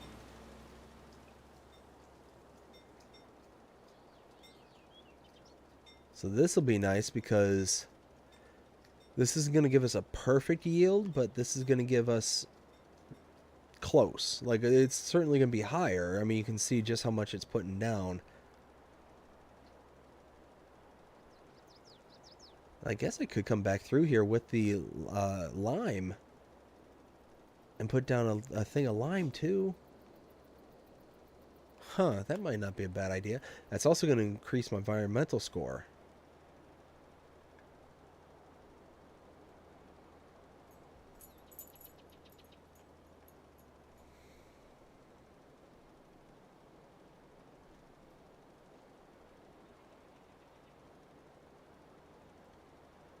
Let's see. Wow, it feels a lot bigger than I thought it was.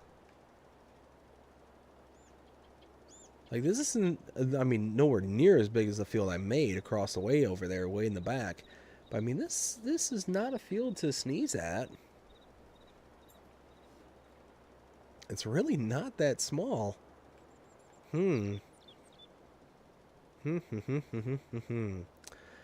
Well, I'm okay with this.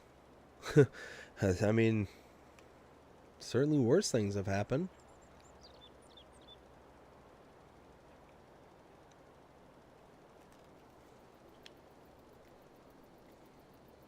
So we're just trying to get all of our fields back up to par.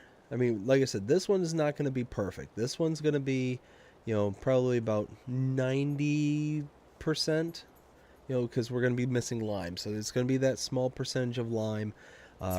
Possibly hasn't been rolled. Possibly hasn't had some other small factors, plotted into it. But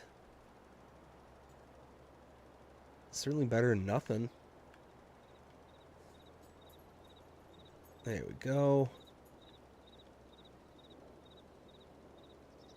So now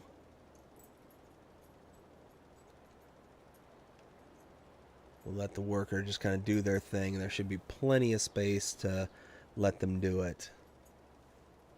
What's cool is I can use this little side fence back here too. Once this field's all done. That is the one thing that's really nice about having the narrow tires, is that you can still drive into the field regardless of the ground state. And that's really nice. That's really nice. Like, we wouldn't be able to do this if I didn't have narrow tires on right now. I'd be destroying all my crop. That's why I also pulled out really slowly, is because I couldn't remember if I had narrow tires on or not. Oh yeah, look at that. Yield potential 100, expected yield 97. So we're missing out on a small bit, and we could fill it in with the with that, and we might still do that. But the vast majority of this is fertilizer boost. As you can see here, oh yeah, see, almost a 9% boost just if we go over this area here as compared to the other area. So yeah, that's I mean, it's not going to be huge, but I mean, you take, that, what was it, what did I say, it was like 9% or something like that. No, like 7%. You take that 7% across this whole field in just fertilizer, that's going to add up pretty quick.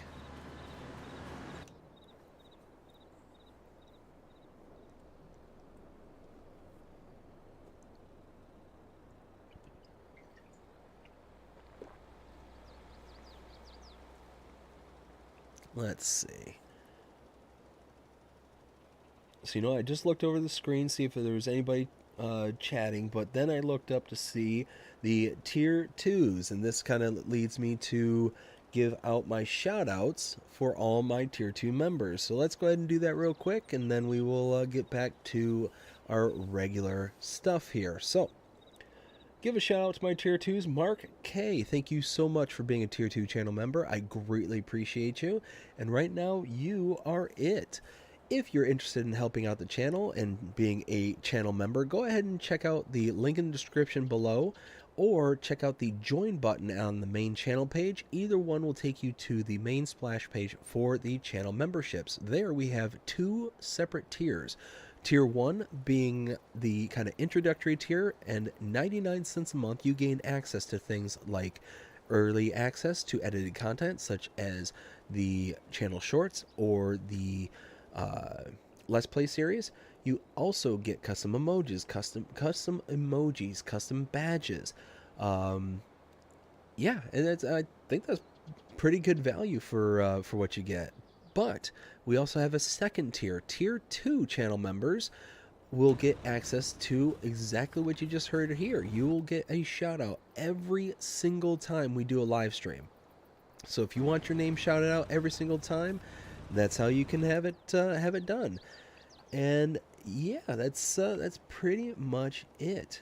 All the what is going on here? Why is this not working?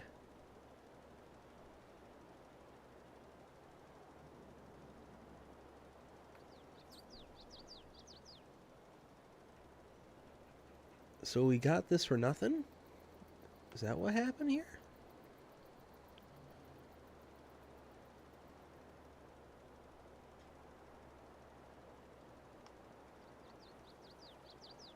I am so confused.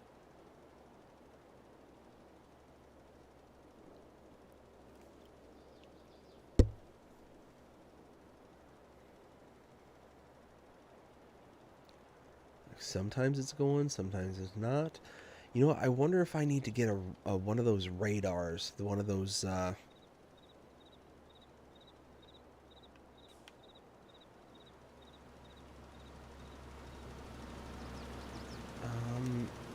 Oh, hello, cow. That must be the one that merged out from the windows back there.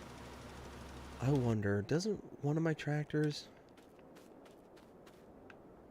It's this one.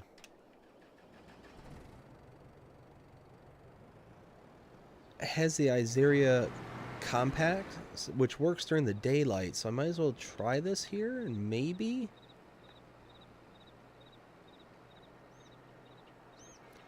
Maybe this will make a difference, using this tractor versus the other one?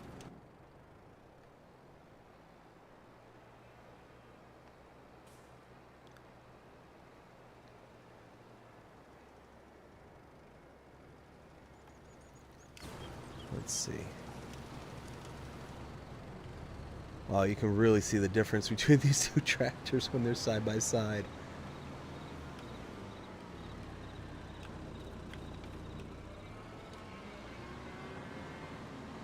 Let's see. Jody says, I'm back, buddy. I had to fix my wife something to eat. Ah, oh, see, you get the Good Hubby Award.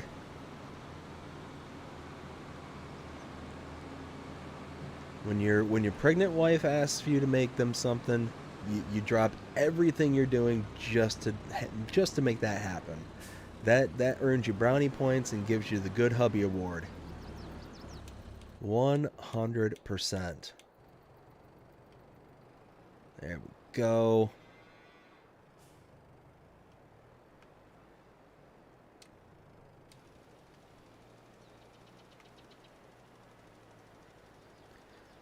See, this is so weird. I don't understand what's going on here. Like, sometimes it's kicking on, sometimes it's not.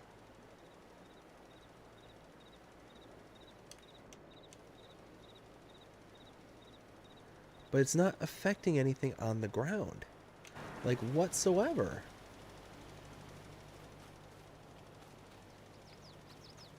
I don't get it. I don't get it. I'm so confused.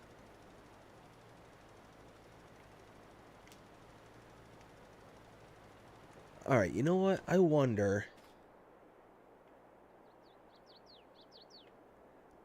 if there's a bug going on, like some kind of weirdness. Not a bug. I wonder if I should come out and go back in. Maybe that'll fix it. Let's try it. You know what? Let's try it. We'll step out, come back in, and see if that does anything to help out. I don't know what's going on. I don't know why it's not working. It's good to get the... Yes, it is real good to get the husband points. 100%. And you know what? You gotta stack them up, squirrel them away, because when that one day happens, when you mess up, and I'll tell you, it's gonna happen. Every husband knows what I'm talking about. When you mess up, you have excess of points that you can just kind of slap down on the table and be like, you know what? Let me buy my way out of this. Let me slap down my Good Hubby points and be like, okay, let's make this right.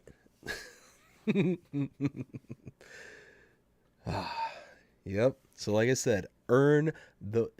For all you hubbies, all you boyfriends out there, earn your brownie points. Earn them. Do right by your lady. Make sure you have an excess of those points. And then, when you inevitably mess up, and you will, you'll be able to right the ship. that is the trick to dating, to marriage, is to make sure that you have more points in the good bucket than you do in the bad. Yeah, see, it's not working. It's not working. What is going on here? That is weird. Like, I'm not affecting the field whatsoever.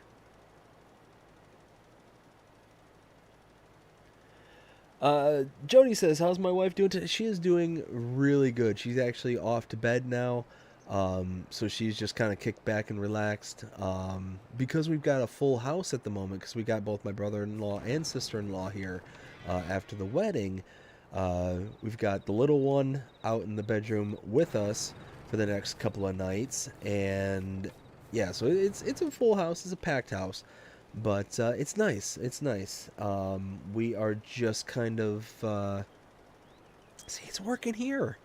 It's working just fine here. I don't know what's going on, y'all. Something's happening. Something weird's happening. I don't know what it is, but it's weird.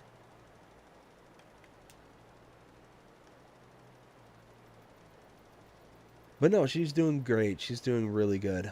She's got the obviously she's got the pregnancy down. She's going real good there. She's just trying to be as good and as diligent as she can with the pregnancy, making sure she's eating all the right foods and doing all the exercise that she needs to do in order to stay as healthy as she can and all that stuff. So she's just trying. She's doing really, really good job, and really, really proud of her, because it takes a lot. Wait a minute. Oh, that's the road right there. I've got a new shortcut to the. Ooh, that just dawned on me. Why didn't I think of that before? It literally just dawned on me that I have a new shortcut to the road. I can make a little path right there. Ooh. Hmm. Do I have something planted here? I do have something planted here. I have corn planted here.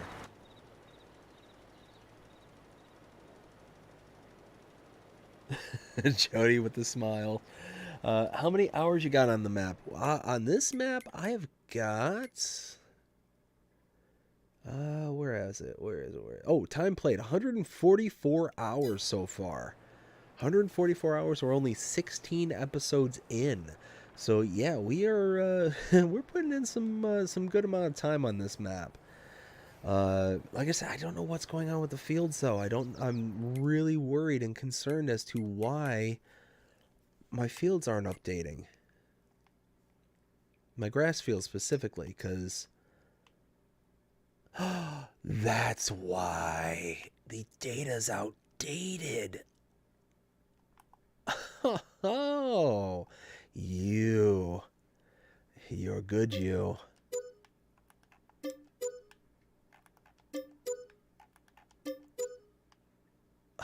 Oh my goodness. Is that seriously what's been going on this whole time? Is that what's been happening? And why it's been giving me such a hard time?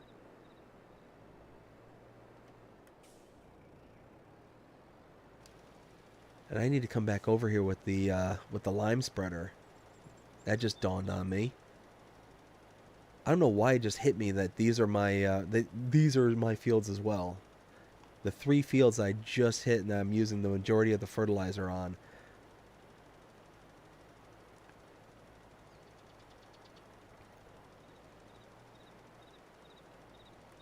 Alright, well, here's hoping that this solves the issue, because holy smokes.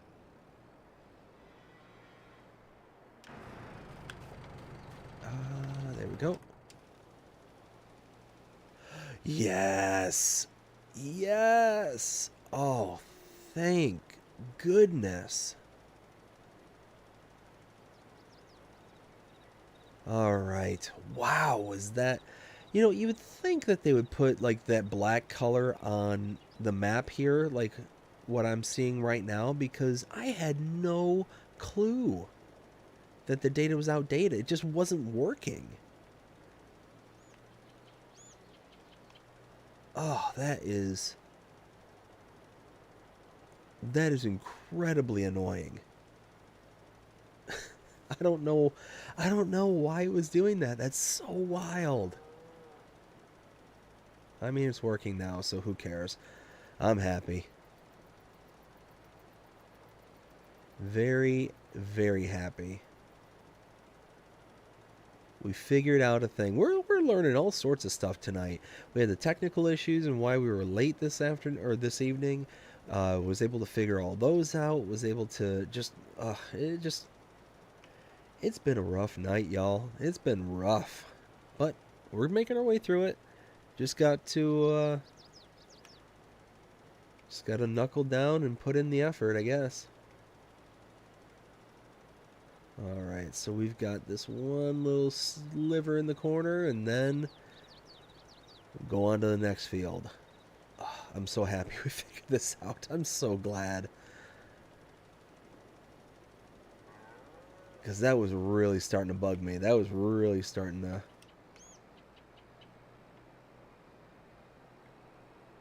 I was perplexed. Oops. Yay, yay, yay. Slalom, slalom, baby. Let's see. Jody says, I think my wife have the baby around June. Yeah, so my wife's right around the same time.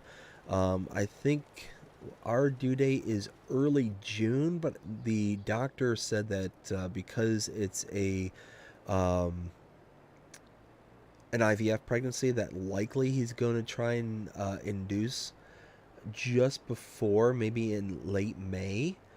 Um, which would be cool because that's my mother was born in May, um, so it'd be cool to have the baby around that time to kind of, you know, remember her, kind of thing. Because unfortunately, my mom died, several years ago, and it's really unfortunate that neither one of my daughters get to meet her. Um, but it's one of those that I know she's looking down and keeping an eye on them, kind of thing, and on all of us, kind of thing. She was a wonderful woman.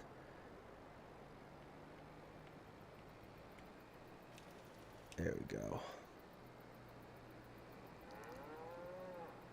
Let's see. So now let's get this field.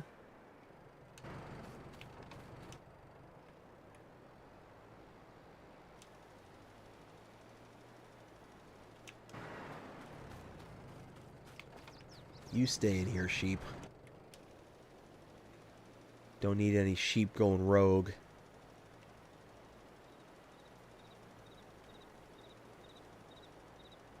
For some reason, I always feel like my cows are going to be in the next Chick-fil-A commercial.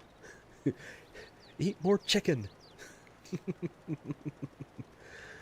Ay, ay, ay.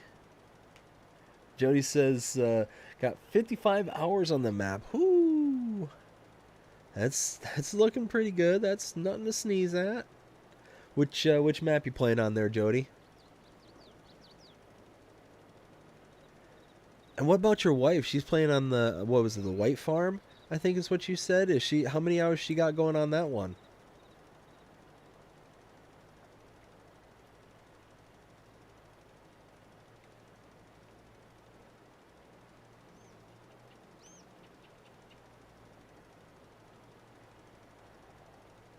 And also, out of curiosity, does she play on your PlayStation, or does she have her own system that she plays on?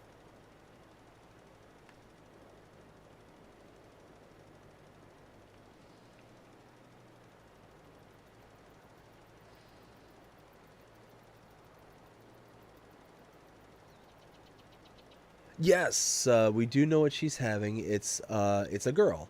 Um, yep. So we're gonna have another baby girl. The one thing that you do have the option of when doing IVF is to do like genetic testing and all that stuff, um, to weed out any anomalies or anything like that. Um, with the baby, and along with that comes uh knowing the gender and whatnot. And we were we were one of those parents who were like, no, we absolutely want to know what we're having. It's not like we cared what we were having. All we ever cared about was wanting a healthy baby. So the gender of the baby never really mattered. It was just we just wanted to know, kind of thing. Um, so yeah, we've known for years that this was going to be a little girl, uh, because of that. Uh, because she had actually been sitting in uh, the cryo freeze for over 2 years now. She'd been there well, I mean, since my first daughter was was retrieved. So it was one of those probably 3.5 years now since we did the original retrieval.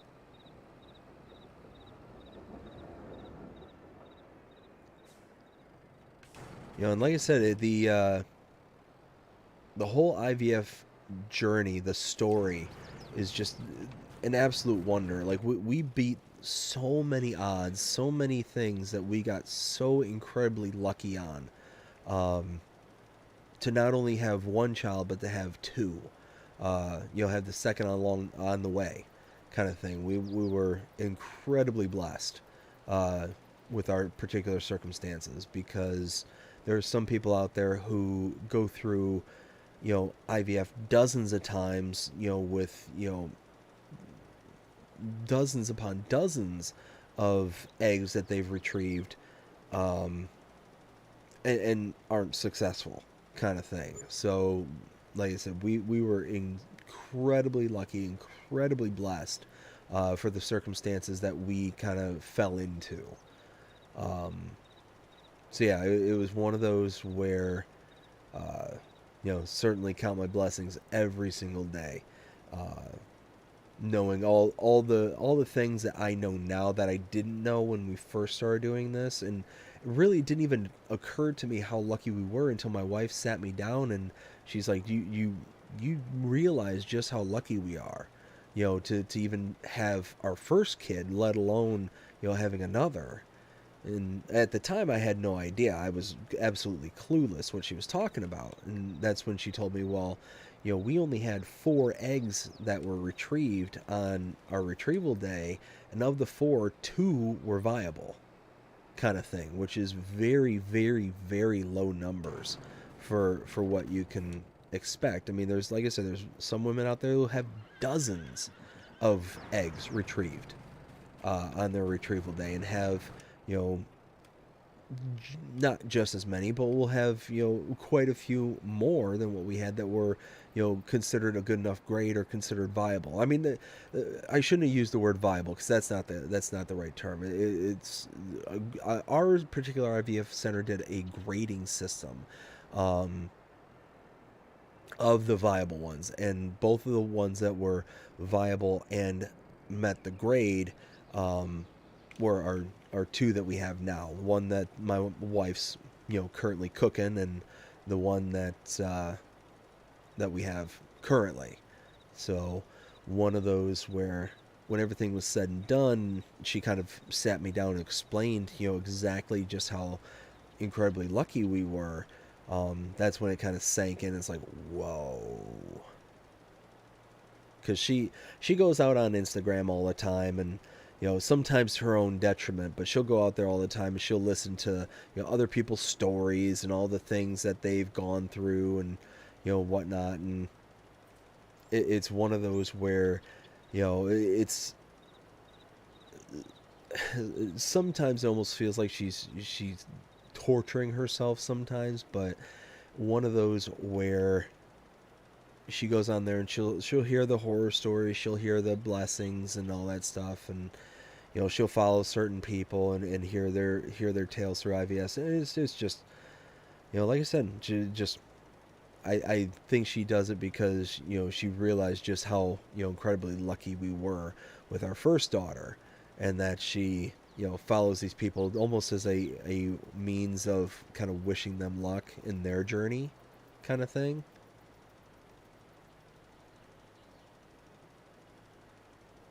All right, there we go. Let's see. Do, do, do, do, do. Jody says, "Eat more chicken, moo." Alma, Missouri, nice. That is such a good map. That is such a good one. Celebuki did an amazing job. I'm really Celebuki on all of their maps are just fantastic, but Alma, that one really took it up to the next level in my opinion. Iowa Plains View, I've done a Let's Play series on Iowa Plains View, and I absolutely adored it. Um, but Alma is like just the next step above that one. And it's one of those where I keep kicking around the idea of, whoa, easy, look both ways. I keep kicking around the idea of going to Alma as a Let's Play series eventually. I just don't know. It's one of those. There's so many good maps out there that it's really hard not to be like, oh, I want to play on that one. Oh, I want to play in this one. But then you also have to factor in too what's gonna play out for others to watch, kind of thing. So it's you know the kind of trials and tribulations of doing YouTube is to not only do something that you're going to enjoy and not something that you're gonna just like, but that others are going to like and enjoy as well. So that's kind of the catch 22 of everything. Oh, now I can return this. Boop, boop, boop. No, I forgot. I needed that for lime. I don't need it for lime. I got that. That's fine. It's fine. It's fine. Oop.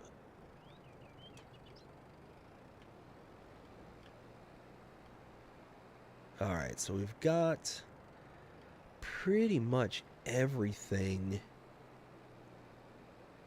situated.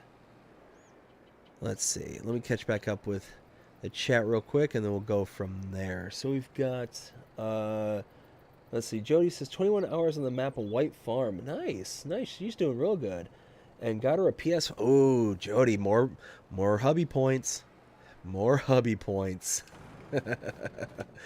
Oh man, we've been kicking around. My wife's been, talking like she wants to get a Nintendo Switch. And it's one of those that every single time we talk about, oh, well, let's go ahead and just get one and all that. And she's like, oh, but it's so expensive and that.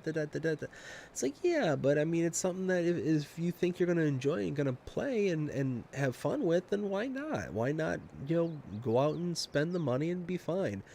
And I've been kicking around the idea because there's, so many times where you can buy those things, used at like a pawn shop or something for like really, really discounted price.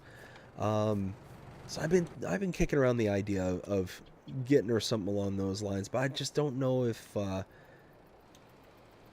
don't know, like is it going to be something that she's going to be like, oh yeah, this is cool for now, and then all of a sudden she just puts it away and doesn't care beyond that kind of thing. And I don't know. It's her big thing is that once our daughter goes to bed, she tends to want to relax and kick back on the TV kind of thing.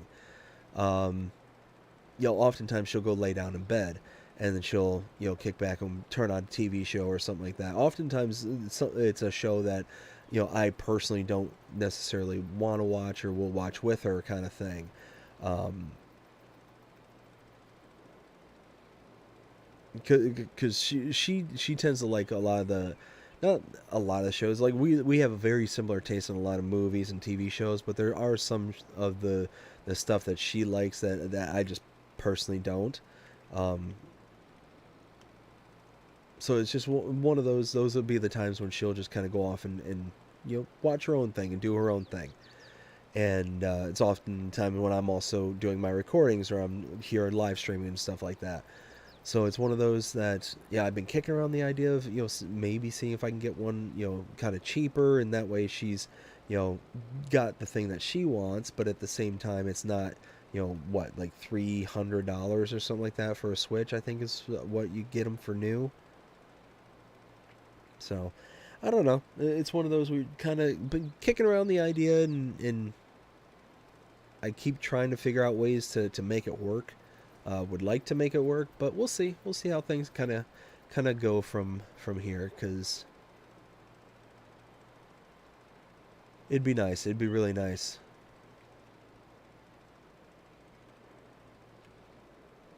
Ooh, I did miss that corner. Well, I guess I didn't miss it as much as I thought I did.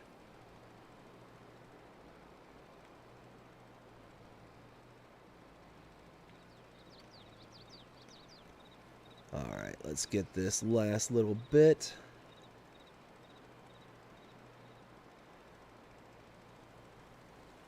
Yeah, so really, we got a lot of work done today. Like, a lot of work. Because you figure we got all of our fields limed and fertilized, with the exception of the already established barley field just over there.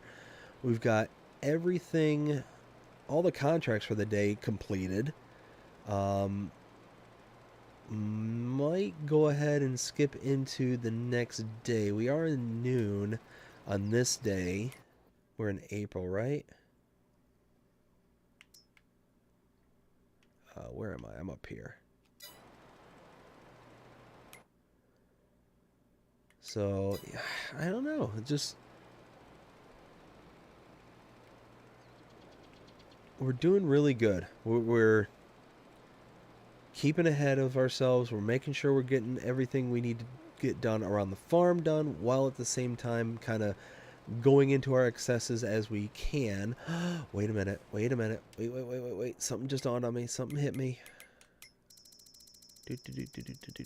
Where?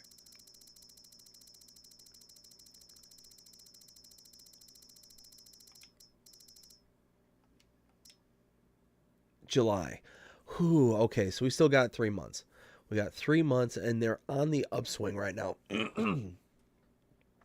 So, let's see. 2,500.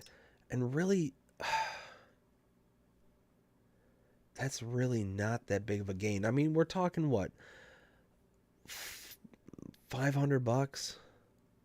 $500 difference per 1,000 liter? I mean, that's going to add up. So, yeah, it might be, yeah, we can hold off. We don't have to sell it right now. We can get $500 per 1,000 liters. That's going to add up with the volume that we have. So yeah, it makes more sense to wait. Let's be patient and let's get the most bang for our buck out of the pellets, because that's ultimately, we've got 200,000 liters in that one pallet all by itself. Plus we've got, let's see. Oh, yeah.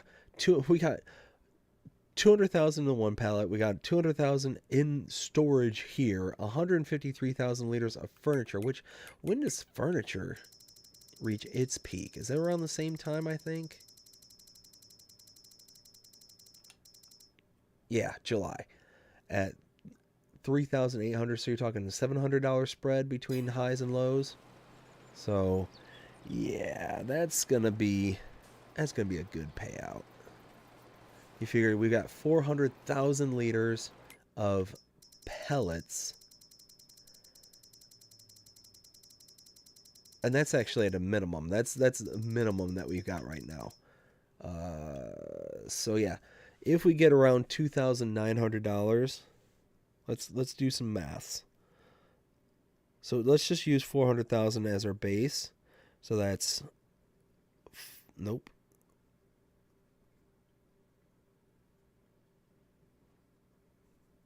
So that's 400 1,000s. Okay, so times 2,970 is our maximum. We're talking $1.1 million, and we still have 3 months to go before we go and cash out. So yeah, at a bare minimum, we're talking $1 million just in pellets in one product in July. Was it July? It was July. We are going to have a huge July. It's going to be huge. I cannot wait to see what that brings us. Oh, it's going to be so good. So good. As Ralphie May would say, so good. Oh, rip Ralphie. Rip Ralphie. Ugh, I miss him. I really miss him. Oh yeah, check it out. We still got clothes that are being made. That's awesome. How about over here? Right there. Ooh, hey, we need to bring some product over there.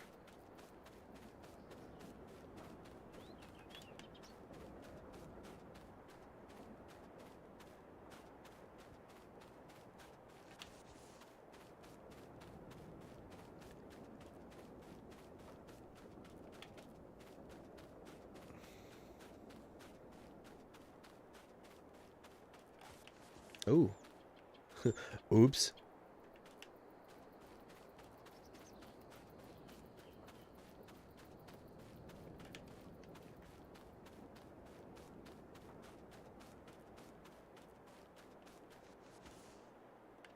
There we go. Just gotta keep loading these in.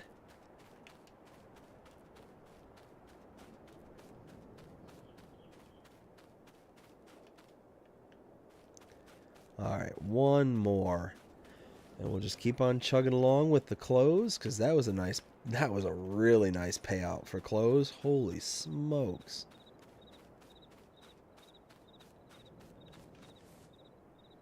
There we go. Alright, looks like the last, maybe the last pass. Might have to catch a little bit on the other end, but that's fine.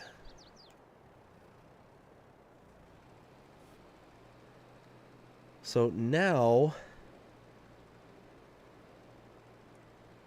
so you know what just dawned on me? What just hit me right this second? We leased that Kubota fertilizer spreader because I thought that it was an issue with my sprayer. It wasn't an issue with my sprayer. It was an issue with the map, and then specifically the outdated soil map. And because of that, we ended up leasing out that fertilizer spreader, and we didn't have to. We could have literally just... Ugh. That's heartbreaking. But it's alright. We will survive. Yeah, see, how nice would it be to make a lane that came into the field right here and then splits off and goes, because this is just enough room, I think, for a tractor and equipment. We can bring it all the way down here.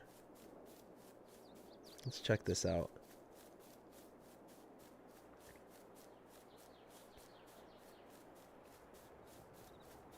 All the way down here, and then I could cut out some of these trees over here.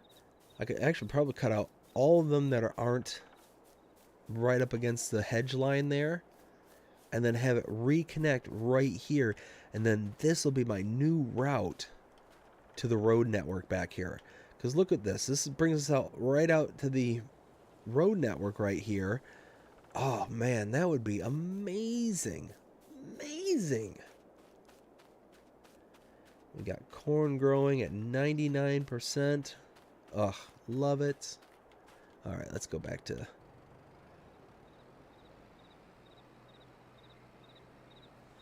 Let's see. Jody says, what maps are you considering coming up next? Are you going to play on?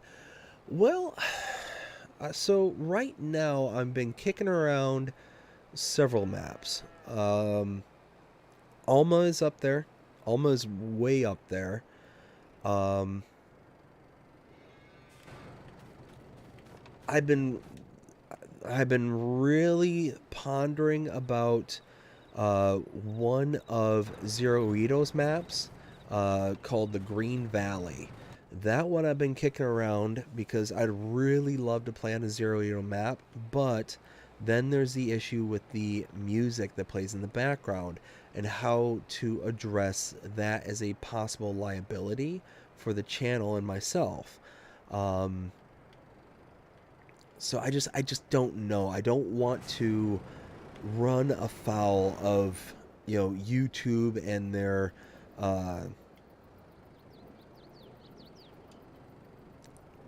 automated systems that they have in place regarding copyright and all that stuff, because we are a very, very small channel, you know, in comparison to some of the other bigger channels out there. Not just in this space, but it just in just YouTube in general, kind of thing. So they are able to get away with things that myself and other smaller creators are not able to get away with, and that's it's fine. It is what it is. It's not me complaining, just me just kind of you know throwing it out there, kind of thing. So it's one of those that because I value my channel and I don't want anything bad to happen to it, I need to make sure that I'm being cautious and not taking, silly risks, kind of thing. One of those where um, if I were to get in trouble for, let's say, a copyrighted song or copyright infringement or something like that, I think that's a lot different than, say, a Mr. Sealy P. I'm not saying he wouldn't get in trouble or anything. I'm just saying that, he may have other resources available that that I don't. I should say, other resources available to his channel that I don't. So, one of those. Not worth the risk at this point, but would love to do that map. I ever since that map came out, I knew I wanted to do something with it. Um, just one of those, probably never gonna happen though because of it. Some other maps I've been considering. Let me go ahead. Oh, hey. Let me go ahead and check out my. So I've got an actual log of all the various maps that. Yeah, let's go ahead and get rid of that. There it is. So I keep a running kind of tally of all the maps that I've given ratings for, and it helps me kind of maintain what maps I would consider doing in the future. Basically, anything that I would label a 5-star in my map tours are ones that I'd be interested in kind of working with. Um, like Valley Springs. That's that definitely was a top contender. Buckland Farm was up there. Um, let's see, Galgenberg. Really liked Galgenberg. Chipping Norton, the kind of Clarkston's Farm uh, map. That one I was considering. Not too sure about that one though, just because of how kind of kitschy, quote unquote, for lack of a better word. Um, let's see what else. American Falls. That was another one. Carpathian Countryside. So yeah, like I said, there's a load. There's a whole load of different maps that I've been considering after this one. And I've also been kind of kicking around the idea of potentially kicking it to the channel and seeing what kind of like open up a poll and see what kind of response people would give. Like if I gave them 5 or so maps and say, hey, if you could see me go to one of these 5 maps, which one would you want me to do, kind of thing, and kind of leave it up to the chat and to channel, kind of thing. I've been kicking around that idea too, but I'm not 100% about that just yet. Let's see. Jody says you could get everything before you start filming the video, so you don't have the music. So that's definitely something I've been considering. The only problem though is because of how I set up my Let's Plays and live streams.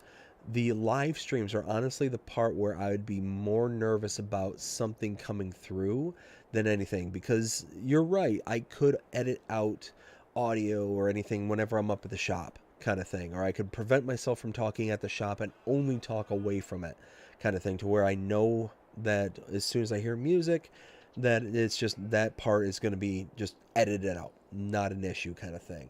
And it should be relatively easy to do, but it's the live streams that would really kind of worry me of running afoul of YouTube. But one of those, we'll kind of play it by ear. Let's see, we got Lucas. Lucas. We'll go with Lucas. Hi, Ola Ray. Oh, Hola, Lucas. How are you doing tonight? Hope you're having a fantastic night so far. Let's see. Jody says Green Valley is a really good map. You know what? It's one of those maps that as soon as I saw it when it first came out, I just absolutely fell in love with it. It was just absolutely gorgeous, and one of those that it's a good kind of hybrid map between um, things that are already established and things that aren't established. And what I really fell in love with about that map is the animal dealer. That kind of area right there, I thought was one of the coolest areas because of how it's kind of laid out, how you have the ability to buy, certain items that you normally don't get a chance to buy, um, like TMR and all that stuff. Um, and I think it was the first map I saw where the map maker actually put in live animals at the dealership. I think that was the first one where I noticed it, or might have been the first one. Period. And yeah, just absolutely fell in love with it. Just fell in love with that map. But like I said, it's just one of those I always just been afraid, been really afraid to do anything with it because of YouTube and how uh, and how bad YouTube can be. Like I said, I really much, very much value my channel, and would hate for anything negative to happen to it. Especially over a silly mistake, kind of thing. You figure this channel I've operated, almost every single day for the past year plus. And if something were to happen to where all of a sudden, hey, you got a copyright strike, you're not able to upload or do live streams for the next X amount of time, or you're not able to do this, you're not able to do that, and then the punishments are much harsher for smaller creators than they are for larger creators. Larger creators can and do get away with a lot more things, and it's because of the one, it's about the revenue they bring in, and again, just not complaining, just kind of telling it as it is. Um, but because the revenue they generate and all that stuff, they are granted a bit more leniency, and the effects are less devastating to them than it would be for somebody like myself.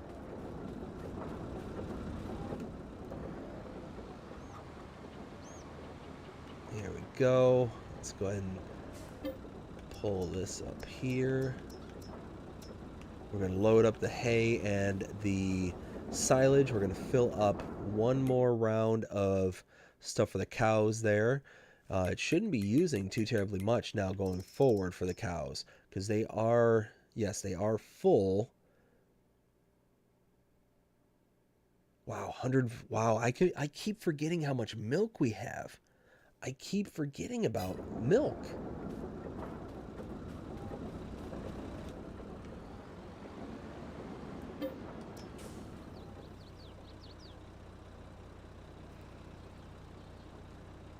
Yeah, see, I gotta figure out something to do with the milk. I gotta figure out something to do with just a lot of things. Just a lot of things in general. We got a lot of stuff to do.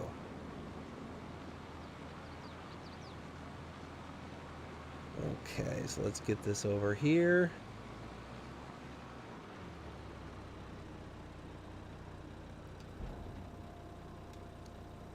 Dump this out. And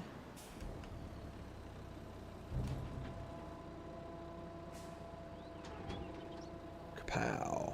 There it goes. Let's see. So Jody also says, I'd love to see you play on Alma, Missouri map. You know what? Like I said, I've been kicking around that map. It's got to hear you cut. It's got to hear you cut trees. Yes. Um, yeah. So I mean, there's tons of stuff to do on Alma. There's, like I said, I've been kicking around the Carpathian countryside, but I'm not 100% certain about that one, just because.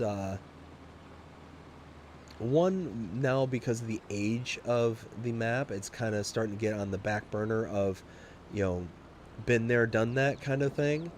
Not this channel, but just in general. Um, but I don't know. Just one of those. Just I keep kicking around a whole bunch of different ones, and I think Alma would be a really good one. I think American Falls would be really cool. Uh, it's kind of a cool little tribute to Lancy Boy and all of their hard work. I think that would be really kind of slick. Um, especially knowing everything that we have, uh, with Lancy Boy and them not making mods and maps anymore. At least for this particular version of Farming Simulator. Maybe they'll come back in 25 or whatever the next rendition's called. Um, but who knows? Who knows? Let's see. Let's dump this out.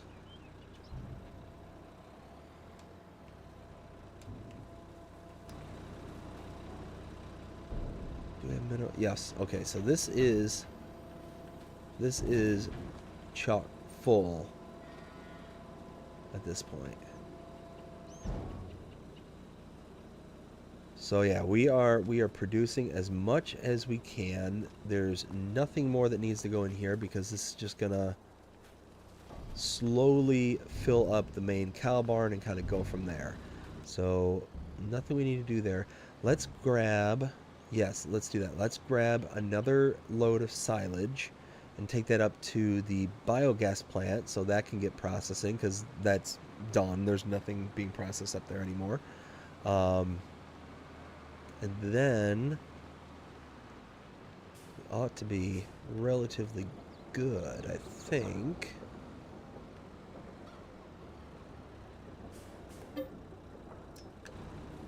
Okay. Let's turn these back on. Hay, silage.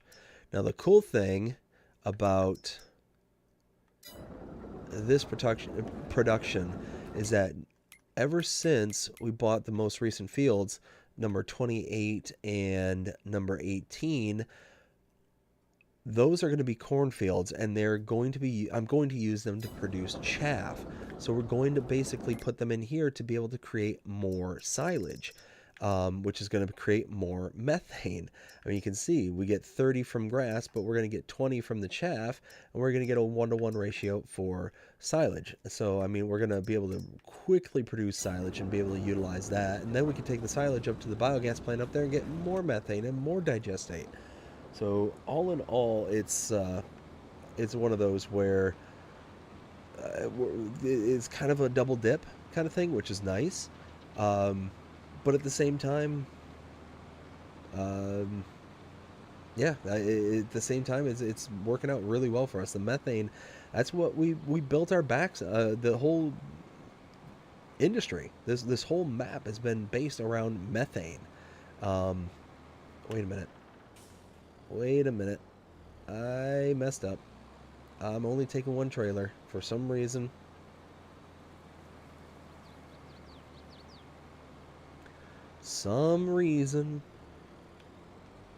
I spaced and only grabbed one trailer full of silage. There we go. Let's grab that other trailer full, and that way we can get fully loaded up there at the biogas.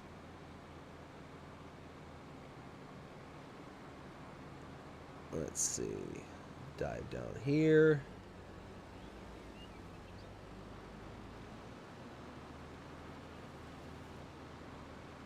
All right.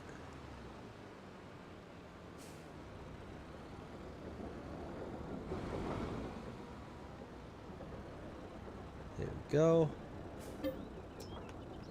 We also have a ton of eggs that we need to figure out what to do with. We could just sell those. 37 37 pallets of eggs. Wow. We got tons of manure, tons of slurry, tons of milk. Let's see. Jody says, Lancy Boy makes some of the best maps for the game. I've heard he's going to start making maps again for the next one. Oh, thank goodness. Thank goodness. I was really really worried that it was going to be like the end of an era kind of thing. Um, and I kind of figured and kind of hoped that when Lancey Boy said, "Oh no, this is it," kind of thing, that he just meant that no, this is just it for 22, kind of thing, and that they were going to take the break and hiatus, kind of from there. Um, oh, oh, come on, come on, pull, pull, pull, pull. I don't know why, but my head just thought of the movie Braveheart. Hold, hold, hold. I don't know why. Again, just my brain works in mysterious ways, and I don't know. It's like it, nothing I was saying there was even remotely close to the Braveheart scene that I just referenced. Like pull, pull, pull, pull. I don't know. I don't know what happened, but again, it is what it is.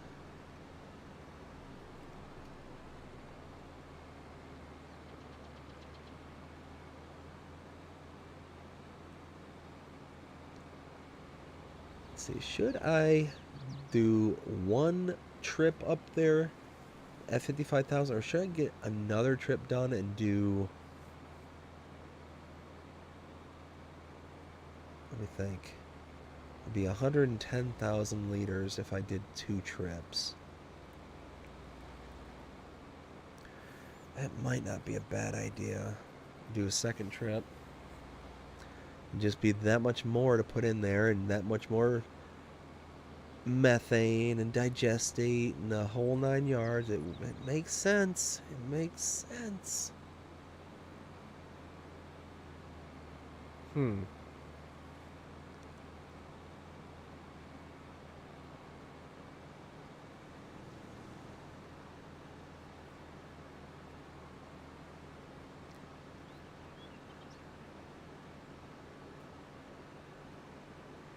Yeah, I might just do that. I might just go ahead and bring up a second load.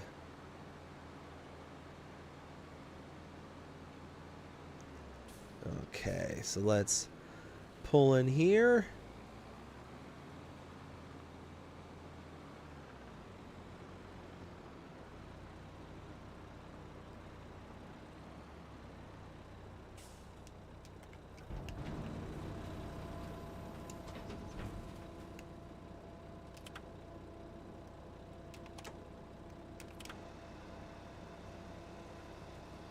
There we go.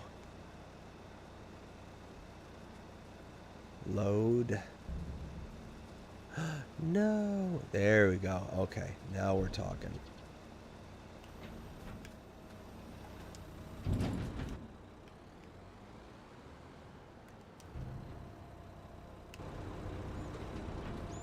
Oh, wrong. Wrong. Wrong.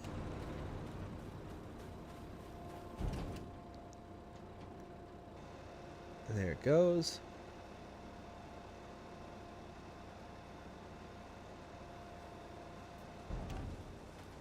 All right, perfect. Look at that, 9,000, almost 10,000 liters of methane, 282,000 liters of digestate. That's nice. Nope, nope. Silage.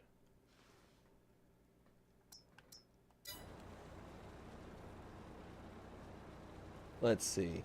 Jody says he puts a lot of details on his maps. Yes, absolutely. And like I said, anybody who knows me, anybody knows my kind of tastes and preferred style for maps that I'll give high praise to, or high grades when it comes to like map tours and stuff like that, is details, details, details, details. If you are going out of your way to put in like additional details, things that don't have to necessarily be there but are there just because, and I shouldn't say just because as if it's like just randomly like boop, boop, boop, like things just kind of placed down kind of thing, but just they're there with a purpose, but that they're there to kind of develop the immersion of the map. If you have that going for you on a given map, you're going to get high grades and high praise from me, kind of thing. Details, details, details. That's what I always say is, details are key. And perfect example of that, I'm going to refer back to Zero Ito, um, the map Green Valley. Perfect example. I remember when I was doing my original map tour on that specific map, and where I absolutely fell in love with that map, um, was because of all the details, all the little things that were on that map. And one thing in particular that really kind of took me off guard and made me just fall in love with it. Like, it is silly. It's going to sound silly. I know it will. But I went into the build mode to check something really quick. And that's when I realized that one of the smokestacks at the factory area, where all the kind of, industrial park is, in one of the stacks there's a giant fan that's rotating inside one of the stacks. And the only way that you're ever going to know about that, one, is if you're a PC player and you're flying around with the Superman mod or whatever it was called, flight mod, or if you're a PC or a normal console player and you go into the build menu and you just so happen to pan out far enough to be able to see it, kind of thing. And it was one of those, like, I would have never known it was there, would have never had discovered it had I not go into the build menu on this specific place, and on this specific map, on this specific time, and all these things kind of aligned to be like, okay, well, now I get to see this, and now I know that this is here, kind of thing. And that one small detail that I just so happened to discover just made the map for me. Is just, I mean, outside of the general, the aesthetics and the color palette and all that stuff, but it's just the details. All those little things add up to a more immersive and deep feeling. Excuse me, hiccup there. A more immersive and deep feeling of a map. So, like, this map absolutely has it. You can see just all the little details that are all around the map, the hedging, the colors, I mean, just so much that this map has going for it. The Zero Ito maps, pretty much any one of their maps falls in that category for me personally. There's hold, hold, hold. Oh my goodness. But yeah, I mean, what it is that the maps give that when there's more details on the map, it gives it that kind of lived-in kind of feel, like it's a place where it would actually exist in real life. And that's what I really like about these kind of maps is, I appreciate when map makers give you the kind of functionality and the ability to kind of make the map your own. That's amazing. That's also why I like this map, is literally you make any bit of this map your own. It's already got a pre-established kind of road network and layout and all that stuff. That's fine. But it gives you the ability to take out hedges, to do tree work, to make fields, to do pretty much anything and everything you want to do. Is here. It just has really, really good bones. And that's why I really, really love this map. And I think that's what makes any really good map, is a map that has details, but at the same time allows you to be able to make it your own while still keeping those details. So that's tends to be what I hold out as my 5, my 5 rating, is just the that kind of map. Those are the kind of maps I look for to give the high praise to.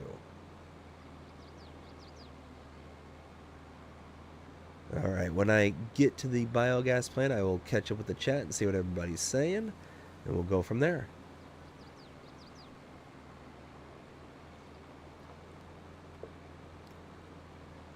Oh, hey, pay attention where you're driving. Pay attention.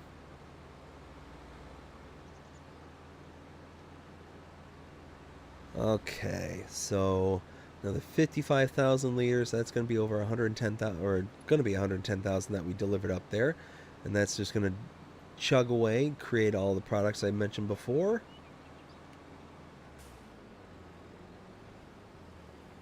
There we go.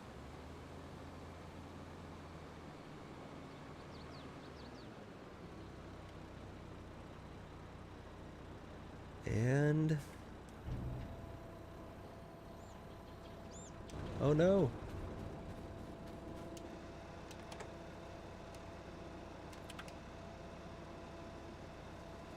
Ah.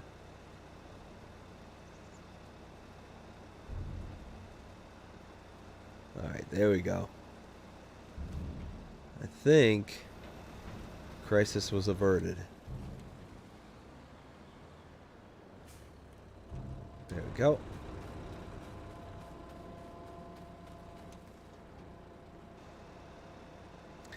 Okay. And Jody says makes map feel lived in. Yes, and that is it exactly. Is when you get those maps where it feels like, there's actual substance, actual like that lived in factor. Those are the ones that I really covet and really hold high on the scale. On that 0 to 5 scale, as I always, mention in my tours, that lived in feel where it just feels like things are actually happening. Things like Valley Springs is a perfect example of it. You've got all the custom traffic splines where you've got just cars and tractors and farm equipment just traveling around the map with the cars. You've got people, you've got buildings that are like custom made, and just there's so much attention to details that really just sets it apart from just some other map. To whereas like any other map that may be out there, that where you might have the ability to kind of build it out and make it your own kind of thing, those are nice to a certain degree, but it also requires that kind of touch that is necessary to be able to make the map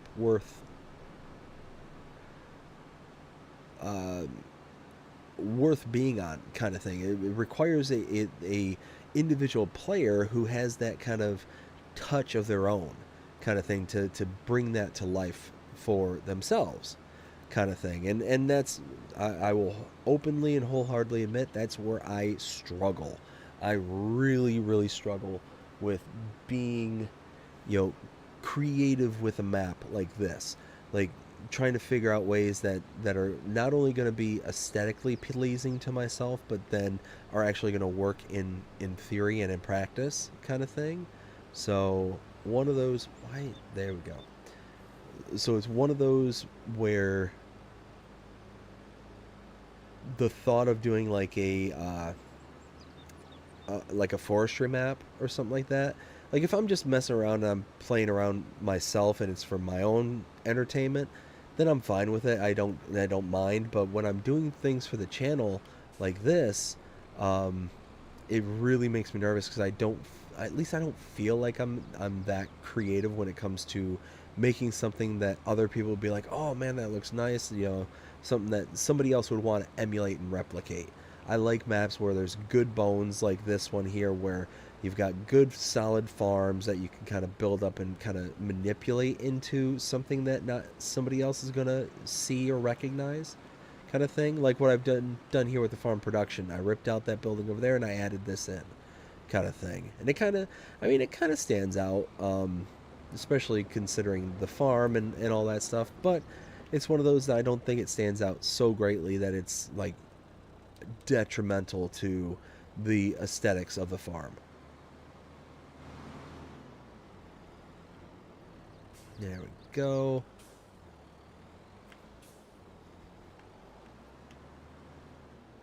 All right, so let me just double check because I'm pretty sure everything is good on the on the fields. So yeah, those are all ready to harvest. That's ready to. Oh, you know what I could do?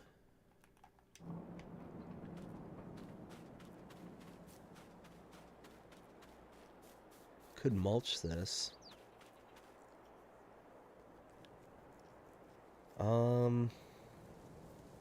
No, I might as well let it regrow, because if you mulch it, I think it adds a month to the regrowth process, to where this will be ready sooner. So, yeah, let's go ahead and just ignore that. So, let's see. Let's go back to this. This is growing. This is growing. That is growing. These are grown, but not in sync with this just yet. And this is really growing. Like, this is our furthest field. I wonder when that's actually going to come due, because that just seems like it's going to be a lot sooner than July. It might be July. I don't know. But I think we're at a point now where we should be able to be really good. I mean, we've got all the fields here on the farm taken care of. We got all the fields on the periphery of the farm all taken care of. Did I remember to do the liming? Let's see. It's this one. Yeah, everything except for this field here, but we can't do this one because we don't have anything that'll go in there. We did have the Kubota, and we should have used that to do lime, but that's okay. We won't push our luck with that. But let's see.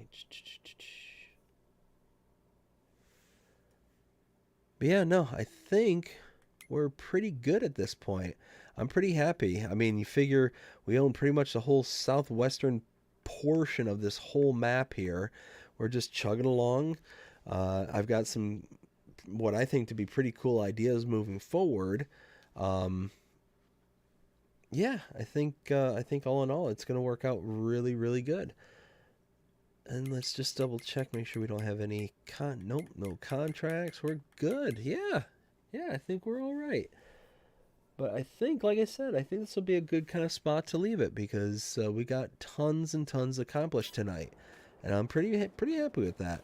But I hope that you all enjoyed this live stream here tonight.